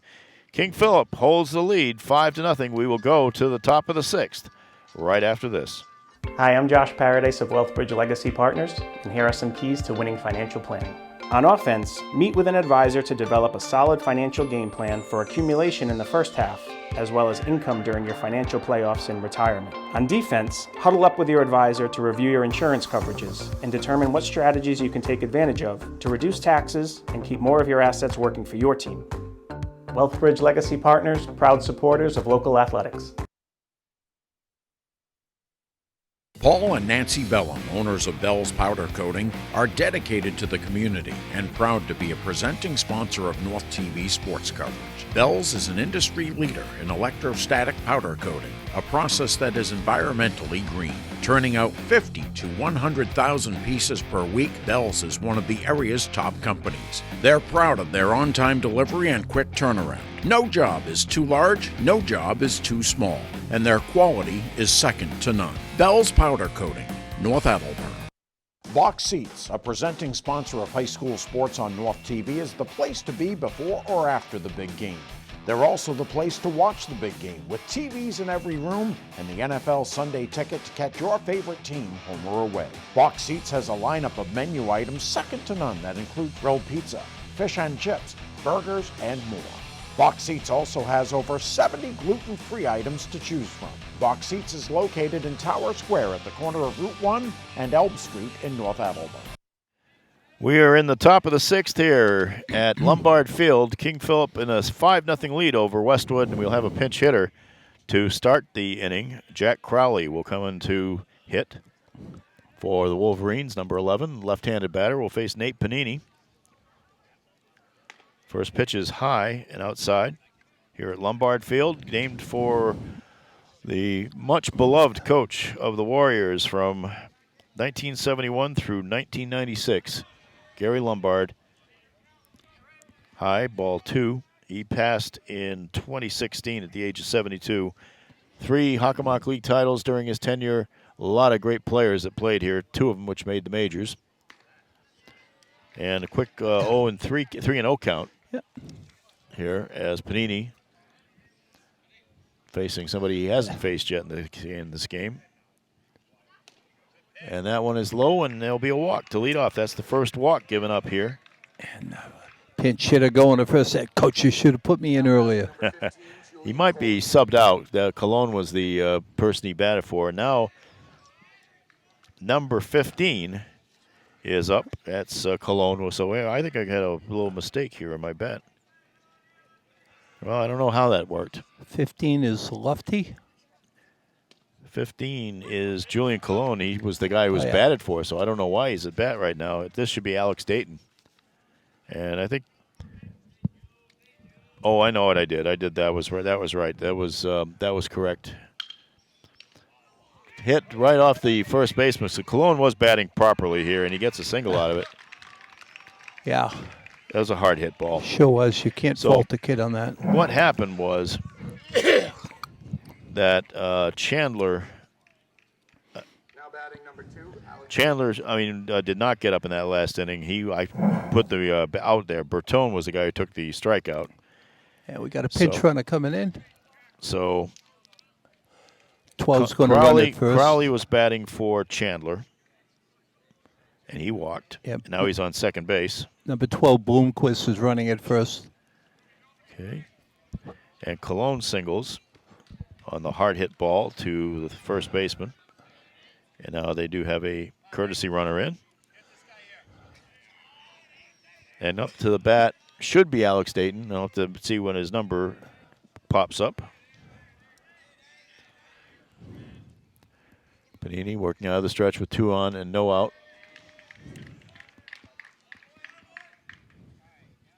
And that is Alex Dayton at bat. Yep. So, Good call, Mark. scorebooks. That one is into the shortstop hole. They will hold on to it. McLeish did not have an opportunity. Nobody there was at third base, I don't think. Oh, I thought there was. I thought there was too. Looked like he was looking for a double play and not the force. Look at this. Now batting number 3, Drew. So Yeah. it's going to have to go down as a single, but it's an error of omission there by McLeish. So 3 hits already in this inning. Yeah. And Jeff Plimpton Jr. will go out to chat with his pitcher. Yeah. As we have, 2 hits and 1 walk, and the bases are loaded. Yeah, but 2 of them went right at defenders. Westwood now has 8 hits, but no runs produced here. But 5-0 lead for King Philip here in the top of the 6th. But you don't want to get in any trouble here. No. Especially with Andrew Donegan coming up, the third baseman. He singled in the 4th inning. He flew out to left field in the 2nd.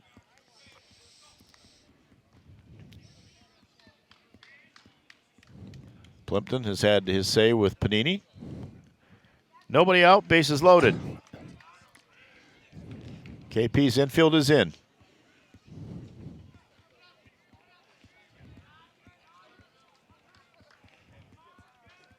Well, let's see how Panini does working out of trouble.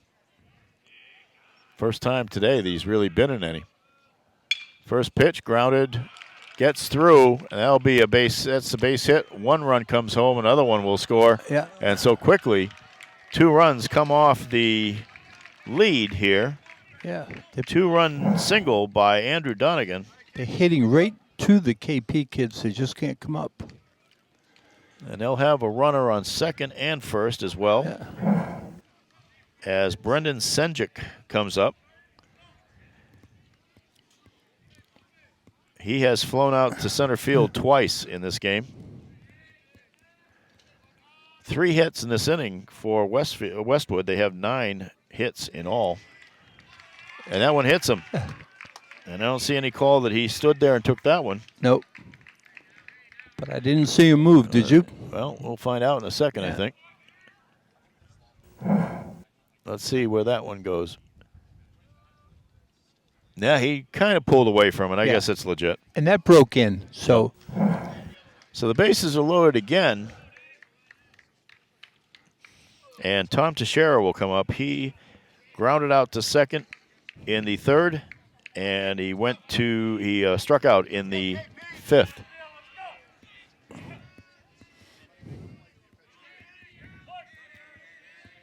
Two runs in for Westwood in this game. That's a strike. I think 5-2, KP in the lead. Coach Plimpton's hoping to get through this inning with his pitcher, but He's got to register an out somewhere along the way here, though. That one is outside, ball 1. 1-1 is the count. Yeah, he got the bottom of the order here, but Jake Quinn has a single. He is on deck. Panini might be getting a little tired. Yeah. He hasn't thrown a lot of pitches. That one's popped up. That one's going to elude the outfield. That one just kept carrying. 1, 2, and guess what? It's a tie game. Holy mackerel. that was quick.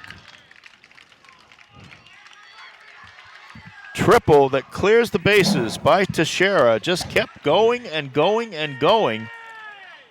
And that brings home 3 runs, and that ties the score here.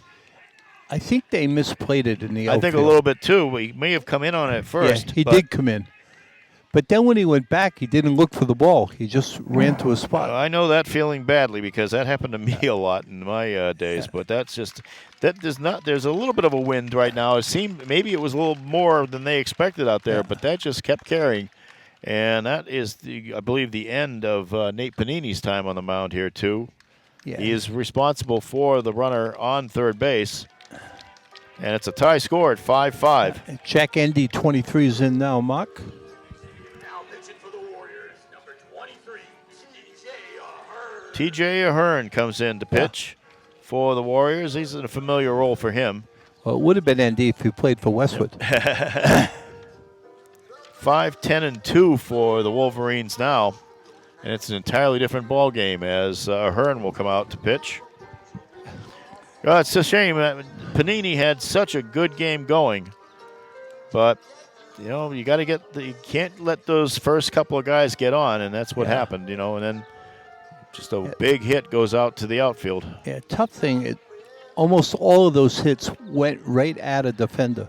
They just couldn't handle it. I was shocked that ball carried the way it did. Yeah. I really did. Now, of course, that was why I was a miserable outfielder. Yeah, and if you look at the angle, the outfielder's looking into the sun. Yeah, and it's a very tough sun in that outfield, too, especially for the left and center fielders. As the sun gets lower here, as we have worked in the press box on days like this where we're the only people in the sunlight, it's sometimes very tough to see what's going on in front of you. But Ahern will take the reins now. Ahern this season has thrown 15 innings.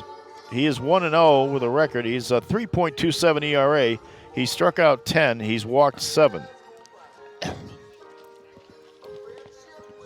And he will face the number 9 batter, Jake Quinn, who is 1 for 2 in this game so far. So, Del, we might be around a little longer today. You never know. You never know. Our first one that we did this year here, we got 2 extra innings out of it. They didn't pay us any more for it. But we got more experience. Oh, that we did. One important thing here, too, is that Patrick Hunt, the freshman for Westwood, has really calmed things down a little bit. And that is, the Warriors are going to have to break out against him as we go forward in this game. But the first test right now is do not let Westwood add anything more. And they do have that runner on third base after Teixeira's bases clearing triple. And still no outs. Jake Quinn is up. Left-handed batter facing the right-handed pitcher.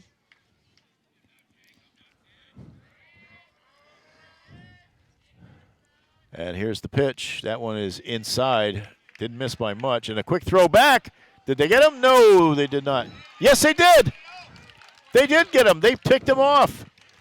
What a nice job. A snap throw by Dowling down to Hassenfuss, and they got the runner. Very close play, but well, the runner had his back to the. You never have your back to the plate when you're going back to your base. You kind of go sideways. And so now the damage is lessened a little bit. 1-1 count on Jake Quinn. Wow. And now with the bases clear, that takes some of the pressure off of Ahern. Any little ground ball or nudge would have sent the winning run in. That's a big runner to take off the bases. Well, at least the lead run anyway. Yeah. And that one is fouled off. 1 ball, 2 strikes.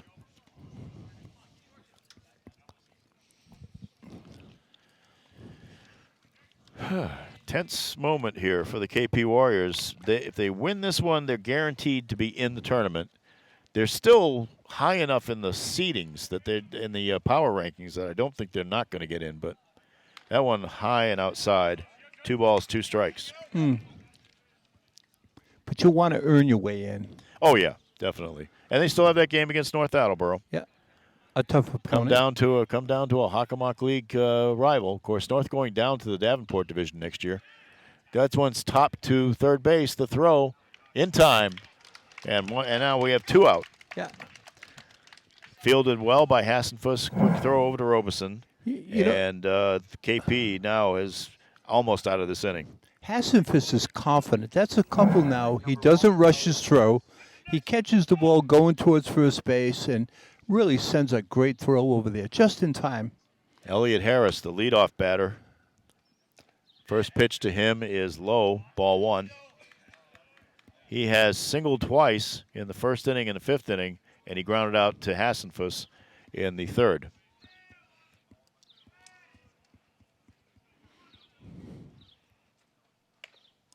Outside again, trying to nip that corner. Did not get it. 2 balls, no strikes. TJ Ahern in relief of Nate Panini. The pitch, grounded. McLeish lets it go under his glove. Oh, that's tough. That is tough. That's not what you expect from Tommy McLeish. Nope. Dell, I'm going to say that's an error because it just went right to him, right under his glove. Yeah, he lifted up. And he stood there and he said, oh, I can't believe that. I understand that feeling very well. Yeah. But now a runner on first, 2 out, and John Bertone comes up. He is 0 for 3, struck out twice and flied out to left field rather, in the third inning. Panini ended up with 7 strikeouts. Ahern comes in low. First pitch, ball one.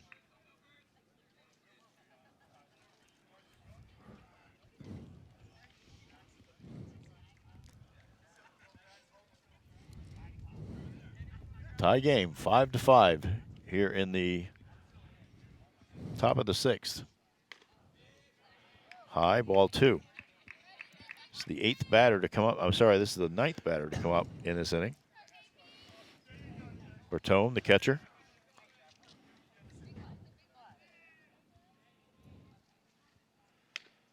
That's a strike. Took something off it. Got it right over where we needed it. You know, sometimes that's just what you have to do, Mark. Just throw something comfortable.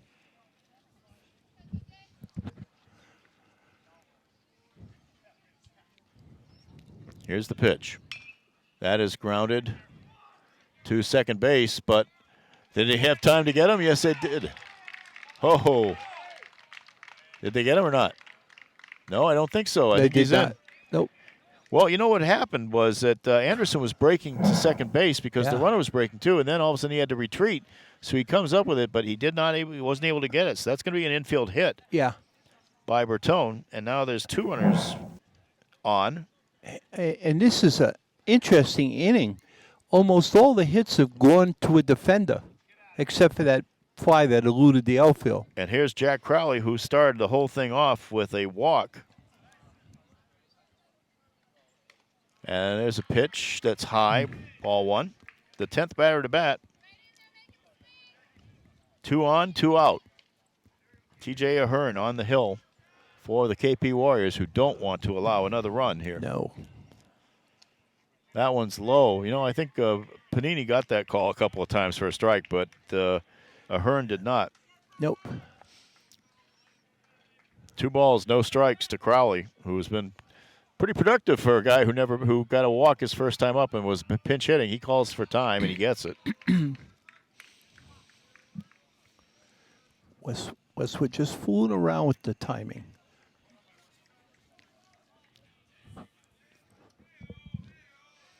It was good to see Jeff Plimpton Sr. here early before the game. That one's outside. Ball 3, 3-0. It's a good guy. Jeff recovering from a kidney transplant operation and looking quite well. Always a good guy. Yeah, classy. Heads the recreation program here in town. The pitch. That's a strike. 3-1. Just taking all the way on that. Yeah. Jack Crowley. Julian Colon on deck. The pitch. That's a strike. Inside, right on the inside part of the plate. 3 balls, 2 strikes. Hey, a little tension moment here. 2 on, 2 out. 5 runs in for the Wolverines. It's a 5-5 game. The runners are going, and that one is a ball. Oh, that did not miss by much. Nope. And now the bases are loaded again. Julian Colon, 2 singles Now batting, Julian Colon. and a strikeout in this game so far. And another conference on the mound. Yep. This is a big batter. Very big batter. If Westwood keeps the ball in play or walks, they take the lead. Jeff Plimpton Jr. going out to talk to his reliever. Ahern is a senior. Didn't stay long. At this point in the season, they probably know what you're going to say before you get there. One thing nice for the Warriors, they will have Panini back next year. Yeah. Oh, that's a plus. Hassenfuss also, Herlin. Yeah. They're going to have some pretty good talent back.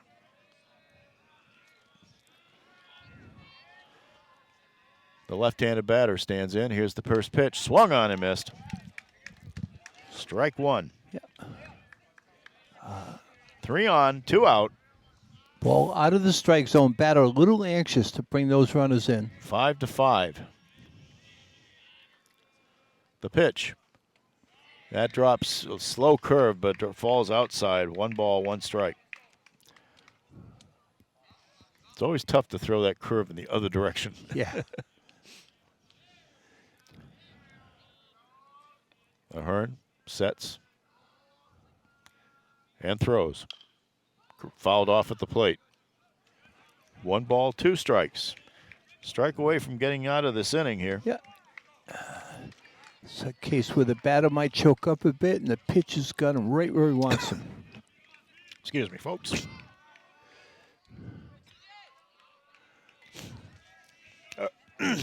Ahern at the plate. He took a gulp of water. Took a gulp of water there in the wrong way.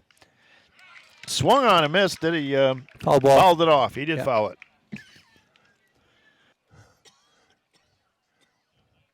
So you like this when you go swimming? I haven't been swimming for a long time, but I do have a lot of buoyancy. 1 ball, 2 strikes. Julian Colon stands in the pitch outside. 2 balls, 2 strikes now.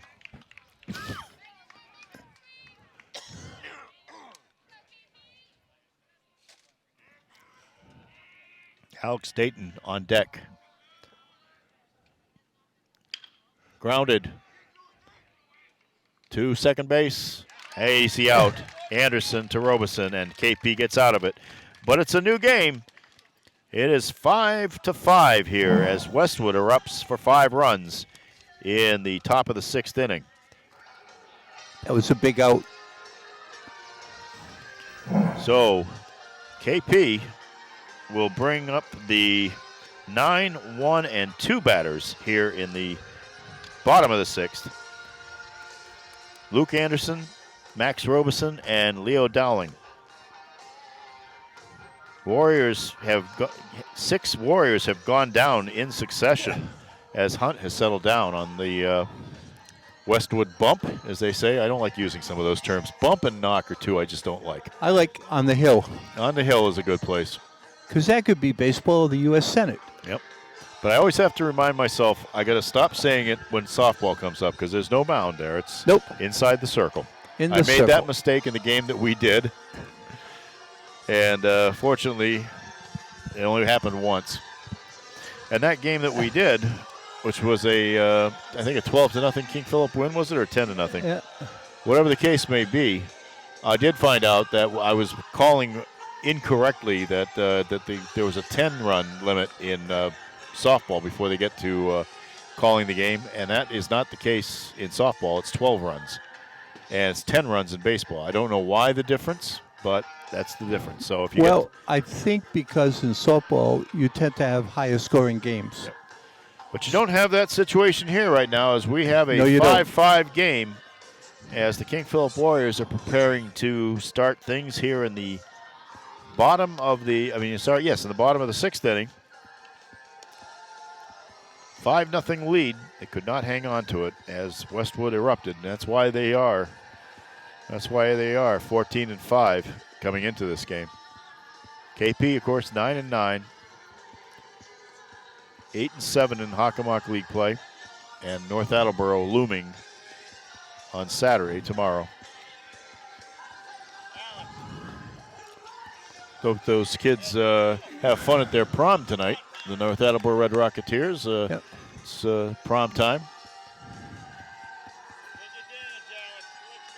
Ours was at a country club that no longer exists. It was in Millis, I think. I never went. Glen Ellen Country Club, I think it was called. I never went.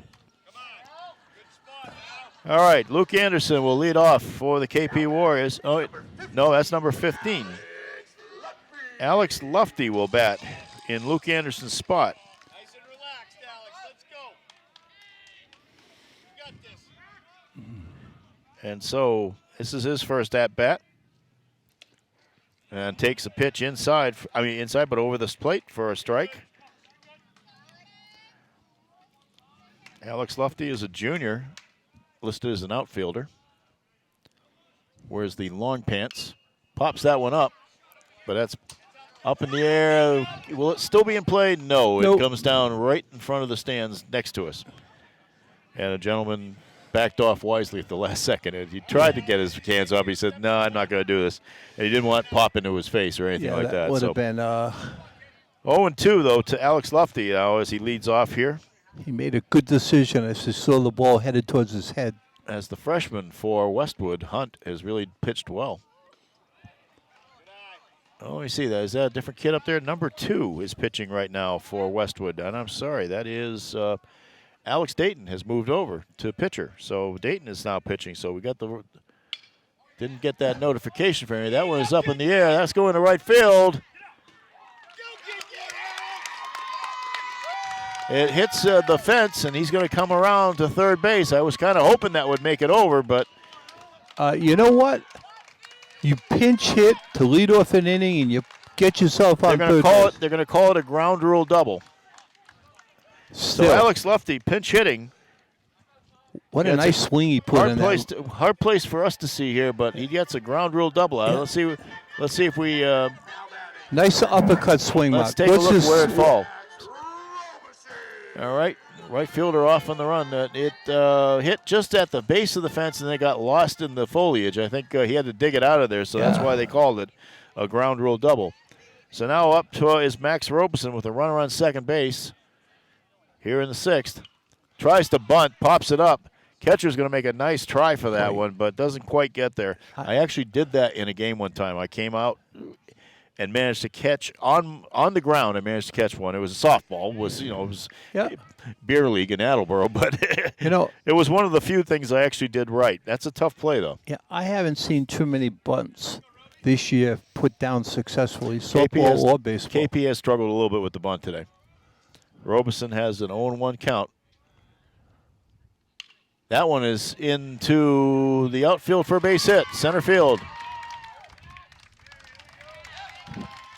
Lufty will take third. Yeah. Robeson will stay at first. He didn't get a good read on where that was. Well, it was tough. You didn't know if he was going to be able to get in there and field Yeah. it right off the bat. So, You gotta but 2 on and no out, which Yeah. is big. you got to check the position of the outfielders before the pitch is made, and that gives you a good idea. And then check out your base coach. Dowling is up. He has walked, was thrown out at the plate, grounded, popped up to second base, Yeah. and he singled and scored. We got a pitch in runner the going in. 4th inning. And going in to run is Luke Anderson. Yep. So since he came out, I guess he can go as a runner. I don't know the rules these days. I'll admit it. All these re-entries and everything like that. We didn't even have the DH when I was a high schooler. So Didn't even have real bats. thank God they didn't have the DH because I never would have gotten up to bat. But yes, I still have my bat because I never damaged it. The pitch is a strike. You need to get a run. So do you send the runner to second, hoping to draw a throw? Dayton. Oops. There's a bunt. That's foul. Fouled again. With the runner was going to have it stolen.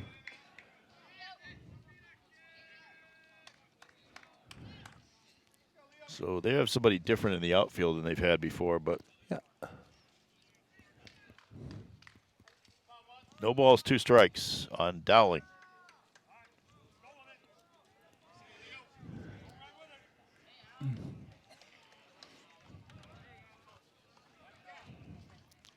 Two on, nobody out here. KP and Westwood tied here in the 6th inning. That one is high and fouled off.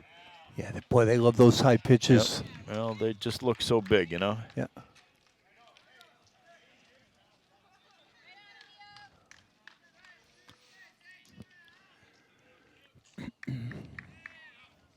Nobody out. That's the big thing.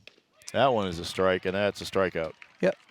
The 3rd strikeout by Westwood pitching, the 1st for Dayton. Yeah, tough one to take, but it was right there. So now you got 2 on and 1 out, and Drew Hurlin, the designated hitter, comes up, singled in the 1st and scored, singled in the 2nd and drove home a run, grounded out 4-3 in the 4th inning. Yeah.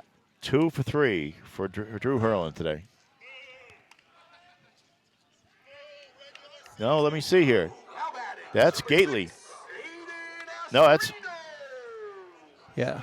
I messed up here somewhere, I think. Hurlin's on first. Okay, all right. All right. Well, how'd that happen? Did he get hit by that, or? I didn't see a pitch. All right. Anyway, Aiden Astorino's up. And he gets hit by a pitch. Yeah. But With again, the bases loaded, and that brings home a run. yeah, he didn't try to get out of the way of that. What's this So, pitch? indeed, so Hurlin got on. Okay. What's this pitch? Here it goes. Watch. Now batting number 4. Just Yeah, stood he there and just took stood there it. and took it. Yeah, well. So, with the bases loaded, that brings home a run. Aiden Astorino.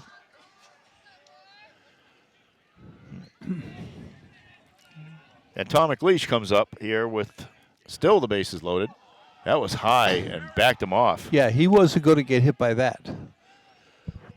That was a smart move. So, And still with the bases loaded, KP has a run home, 6 run, and now we have a potential change here, I think. Yeah. Let's see what's going on. I gotta admit, I missed something here that I should have probably seen. I can't wait to see this game in replay if I can find out, because I definitely messed up on my scorebook. But in the meantime, we do have a run home for KP. We have 1 out. Mike, 2 things you don't admit. I'm readily admitting it. Yep. I need to call more baseball, Del. I really do. I enjoy it, though. It's the one sport I think I've done the least so far since this quasi-career of mine started in 2018. That was the big year? That revolutionized sport broadcasting in high school sports? 2018 is when I started doing this. That was the year I got laid off from the Sun Chronicle. Their All right. loss. Tom McLeish up with a 1-ball count, and the bases loaded, and 1 out. That one's high in the air and out of play. See, that's a dilemma. Suppose that was out of play but catchable. Do you catch it with not 2 outs and let that runner tag up, or do you let it drop because it's just a foul ball? 1-1 the count to McLeish. That one's popped up and drops right in front of us. I thought I had it. Don Fence got in the way. 1-2. McLeish 0 for 3 Yeah. coming up into this at-bat. He wants good contact. He's Remember, had he too was- soft. And that hits him legitimately that time, and he had no chance of getting out of the way of that. Nope. So another run comes home. Hit him in the back. And I guess this is now when you say that maybe the pitching is a problem right now with after playing 5 games in 5 days for Westwood. After they rallied for 5 runs, that's now 7 to 5. KP, this is the 6th inning, so obviously we got another inning to go here. But if KP can get them out in the top half, we have a victory here, and a tournament berth is assured for the King Philip Warriors. Strike Ooh. to Johnny Prater on the outside corner. Ooh. Prater walked and scored in the 3rd. Otherwise, he has 2 groundouts.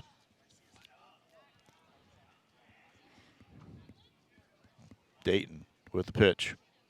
Outside, doesn't get the strike on that one. 1 ball, 1 strike. I tell you, Mark, there may be an official shortage. in Massachusetts, but all but a handful of the officials I've seen have done outstanding work. Ball 2, 2-1. I've been known to get on their case when I coached, but I think I would have let most of these guys alone. This has been the only thing I was curious was the one call today of getting McLeish out for not moving out of the way, where I've seen other guys do the same thing today. Yeah. That one's a strike. 2 balls, 2 strikes to Johnny Prater. But 1 out, 2 runs in for the KP Warriors, and the bases are still loaded. But Astorino did the same thing. He took a slow pitch and he didn't call him out. High and inside. Burns backs off. Prater backs off. It's 3-2, a full count. Ryan Burns on deck. Dayton. They must be out of arms by now. 5 games in 5 days is tough. That one is hit through the second baseman. 1 run is in. The second one comes in, and 2 runs come across the plate for KP on the single by Johnny Prater.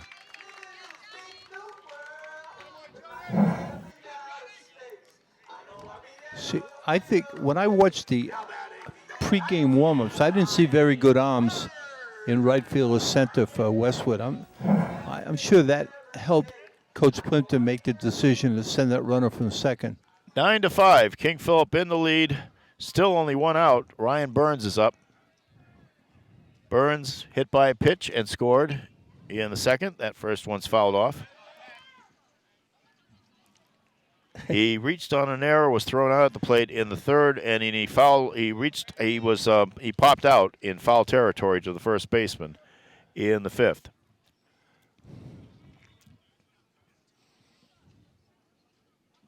Runners on first and second. A quick snap throw back. And back in time is Prater. Yeah, that would have been a chance to get that runner down to third, but 1 ball, 1 strike on Ryan Burns, the right fielder for the KP Warriors. Winning 9-5 here right now, but still plenty of baseball left. That one's fouled back. Clang in the stands behind us. 1 ball, 2 strikes.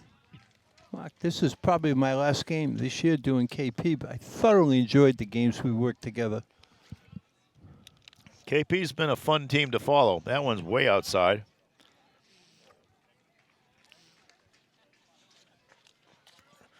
You and Alex Salaki have worked games with me here at King Philip this year, and we had some good basketball games. Definitely some good games in all sports. A lot of good athletes. I didn't see any basketball, but the sports I did see that were one's called great. a strike, and that's the second out of the inning. I'd like to see that one again. A little low, a little outside, but it's still close. Still caught a corner of it. Yeah, can't take it. Hassenfuss is up here now with 2 out and 2 on. 4 runs in for the Warriors. He is 2 for 3. Doubled in the second. He's had a good day. Fouls that one off.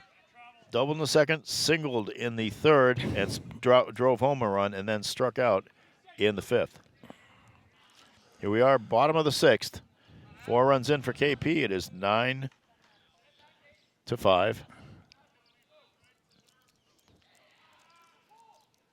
The pitch is a slow curve that drops low. 1 ball, 1 strike.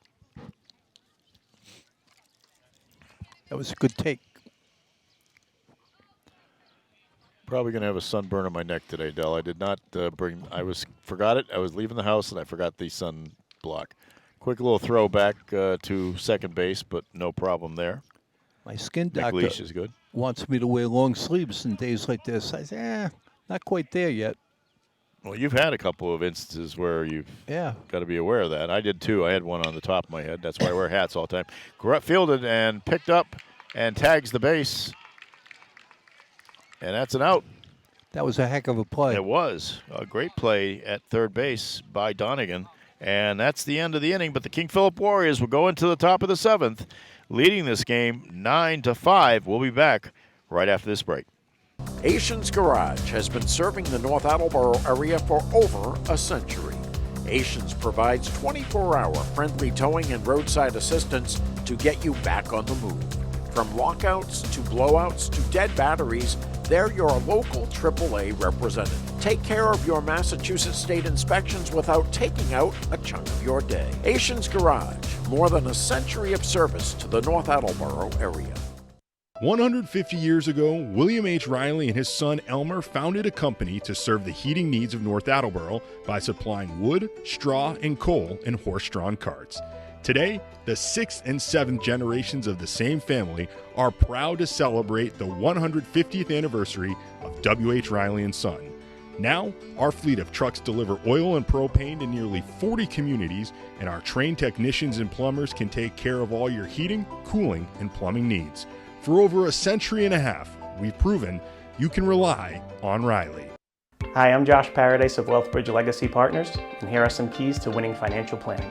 On offense, meet with an advisor to develop a solid financial game plan for accumulation in the first half, as well as income during your financial playoffs in retirement. On defense, huddle up with your advisor to review your insurance coverages and determine what strategies you can take advantage of to reduce taxes and keep more of your assets working for your team. Wealthbridge Legacy Partners, proud supporters of local athletics. Box Seats, a presenting sponsor of high school sports on North TV, is the place to be before or after the big game. They're also the place to watch the big game, with TVs in every room and the NFL Sunday ticket to catch your favorite team home or away. Box Seats has a lineup of menu items second to none that include grilled pizza, fish and chips, burgers, and more. Box Seats also has over 70 gluten-free items to choose from. Box Seats is located in Tower Square at the corner of Route 1 and Elm Street in North Attleboro. Top of the 7th inning here at King Philip Regional High School. TJ Ahern will try to get the 3 outs that will bring King Philip the win and earn them for sure a tournament berth in Division I with the postseason starting next week. He will face the 5, 6, and 7 batters of the Westwood Wolverines, starting with Alex Dayton.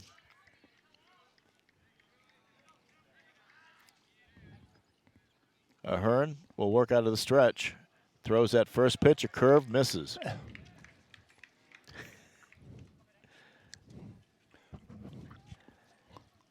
Dayton, 2 singles and a strikeout, called strikeout in the 4th inning. He has scored a run. 2-0 is the count.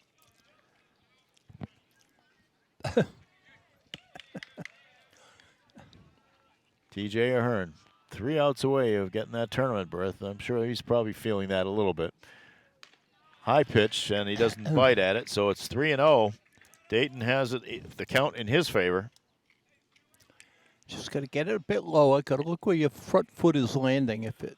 Andrew Donegan, 2 for 3 on deck. That one's high, and it's a walk. Yeah. Front foot's a little short on the landing. He's not getting on top of the pitch. That's the 3rd walk allowed by Ahern. And now Donegan comes up. Flew out to left field in the 2nd, singled in the 4th and 6th. He drove home 2 runs in the 6th inning in that 5-run eruption by the Wolverines.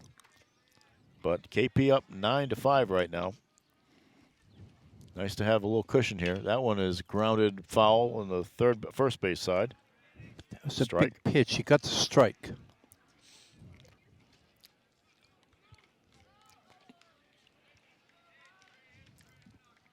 Of course, Westwood will have a lot of time to get their weary arms rested before they get into the tournament. This is their season finale. Again, high, quick snap throw back, but runner gets back in time. Yep. 1 ball, 1 strike to Donegan.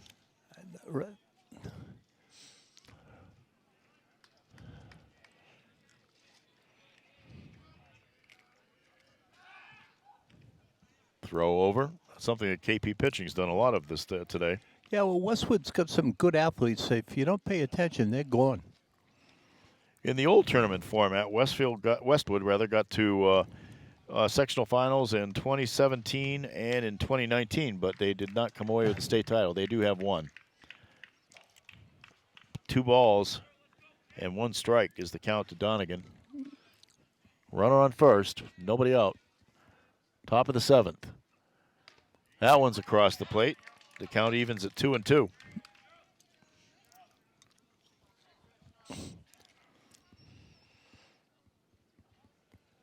Third baseman made a nice play to end that inning beforehand. Yep. That one is low and inside, and that's a full count. I imagine they must have somebody working over there. I don't know who, but they would have, because they're going to have somebody to pitch tomorrow. That's a swung on and miss, and that's a strikeout. Fooled him on the curveball. That's when you silently look in the opposing dugout and say thank you. First strikeout accomplished by Ahern, and Brendan Senjic will come up. 2 flyouts to center field, and he was hit by a pitch in the 6th, and he scored the 5th Westwood run. That one's high, ball 1. 1 on, 1 out. 7th inning, KP with the 4-run lead, hoping to bring this one home and to punch their ticket.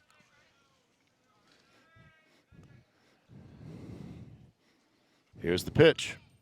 Pop straight up. That'll be in play. Hassenfuss under it and catches it. 2 out. We will have a brief Bellum family of companies post-game report, Dell. So Yeah. Quick little wrap-up of KP showing some resolve if they can get out of this inning and get this thing over with. A lot of people excited about the catch of that pop-out. Number 14 is batting for Westwood, and that is Devin Hunt. Now, he is one of their best pitchers. He did not go today, obviously, because they need somebody to be rested. The first pitch is inside for a strike, though. Devin Hunt is up. He is a senior, and he's a pretty good pitcher. That one is in the dirt. Ball 1. 1 ball, 1 strike. Teixeira had the triple that cleared the bases in the previous inning, so I'm a little surprised that they're going with a pinch hitter for him here. Well, maybe they just want to go home. Outside corner, strike. 1 ball, 2 strikes. Might be able to wrap this one up. Was that a good hit on his part or a misplay by the outfield? Well, it was maybe a combination of both. It did keep flying. Here's the pitch. That's a strike, and that's the game. Second strikeout for Hurd, and that is it. The King Philip Warriors win this one 9-5. Dell, this is the Bellum family of companies postgame report. KP showed some resolve coming back from after having given up the 5 runs to tie the game. Yeah, a lot of teams would just throw in the towel and say, that's it. They didn't. And, you make a mistake defensively or offensively, you come back and make up for it in that big inning. Just the resolve you need to be successful. It's fun to watch. KP qualifies for the tournament. They are 10-9. They have a game tomorrow against North Attleboro here, but they are in the postseason. That feels good. So for Del Malloy, for everybody in the truck who's here with us today, I am Mark Farinella. Thank you for joining me all year long here for King Philip Sports, and we will see you in September. Have a good one, folks.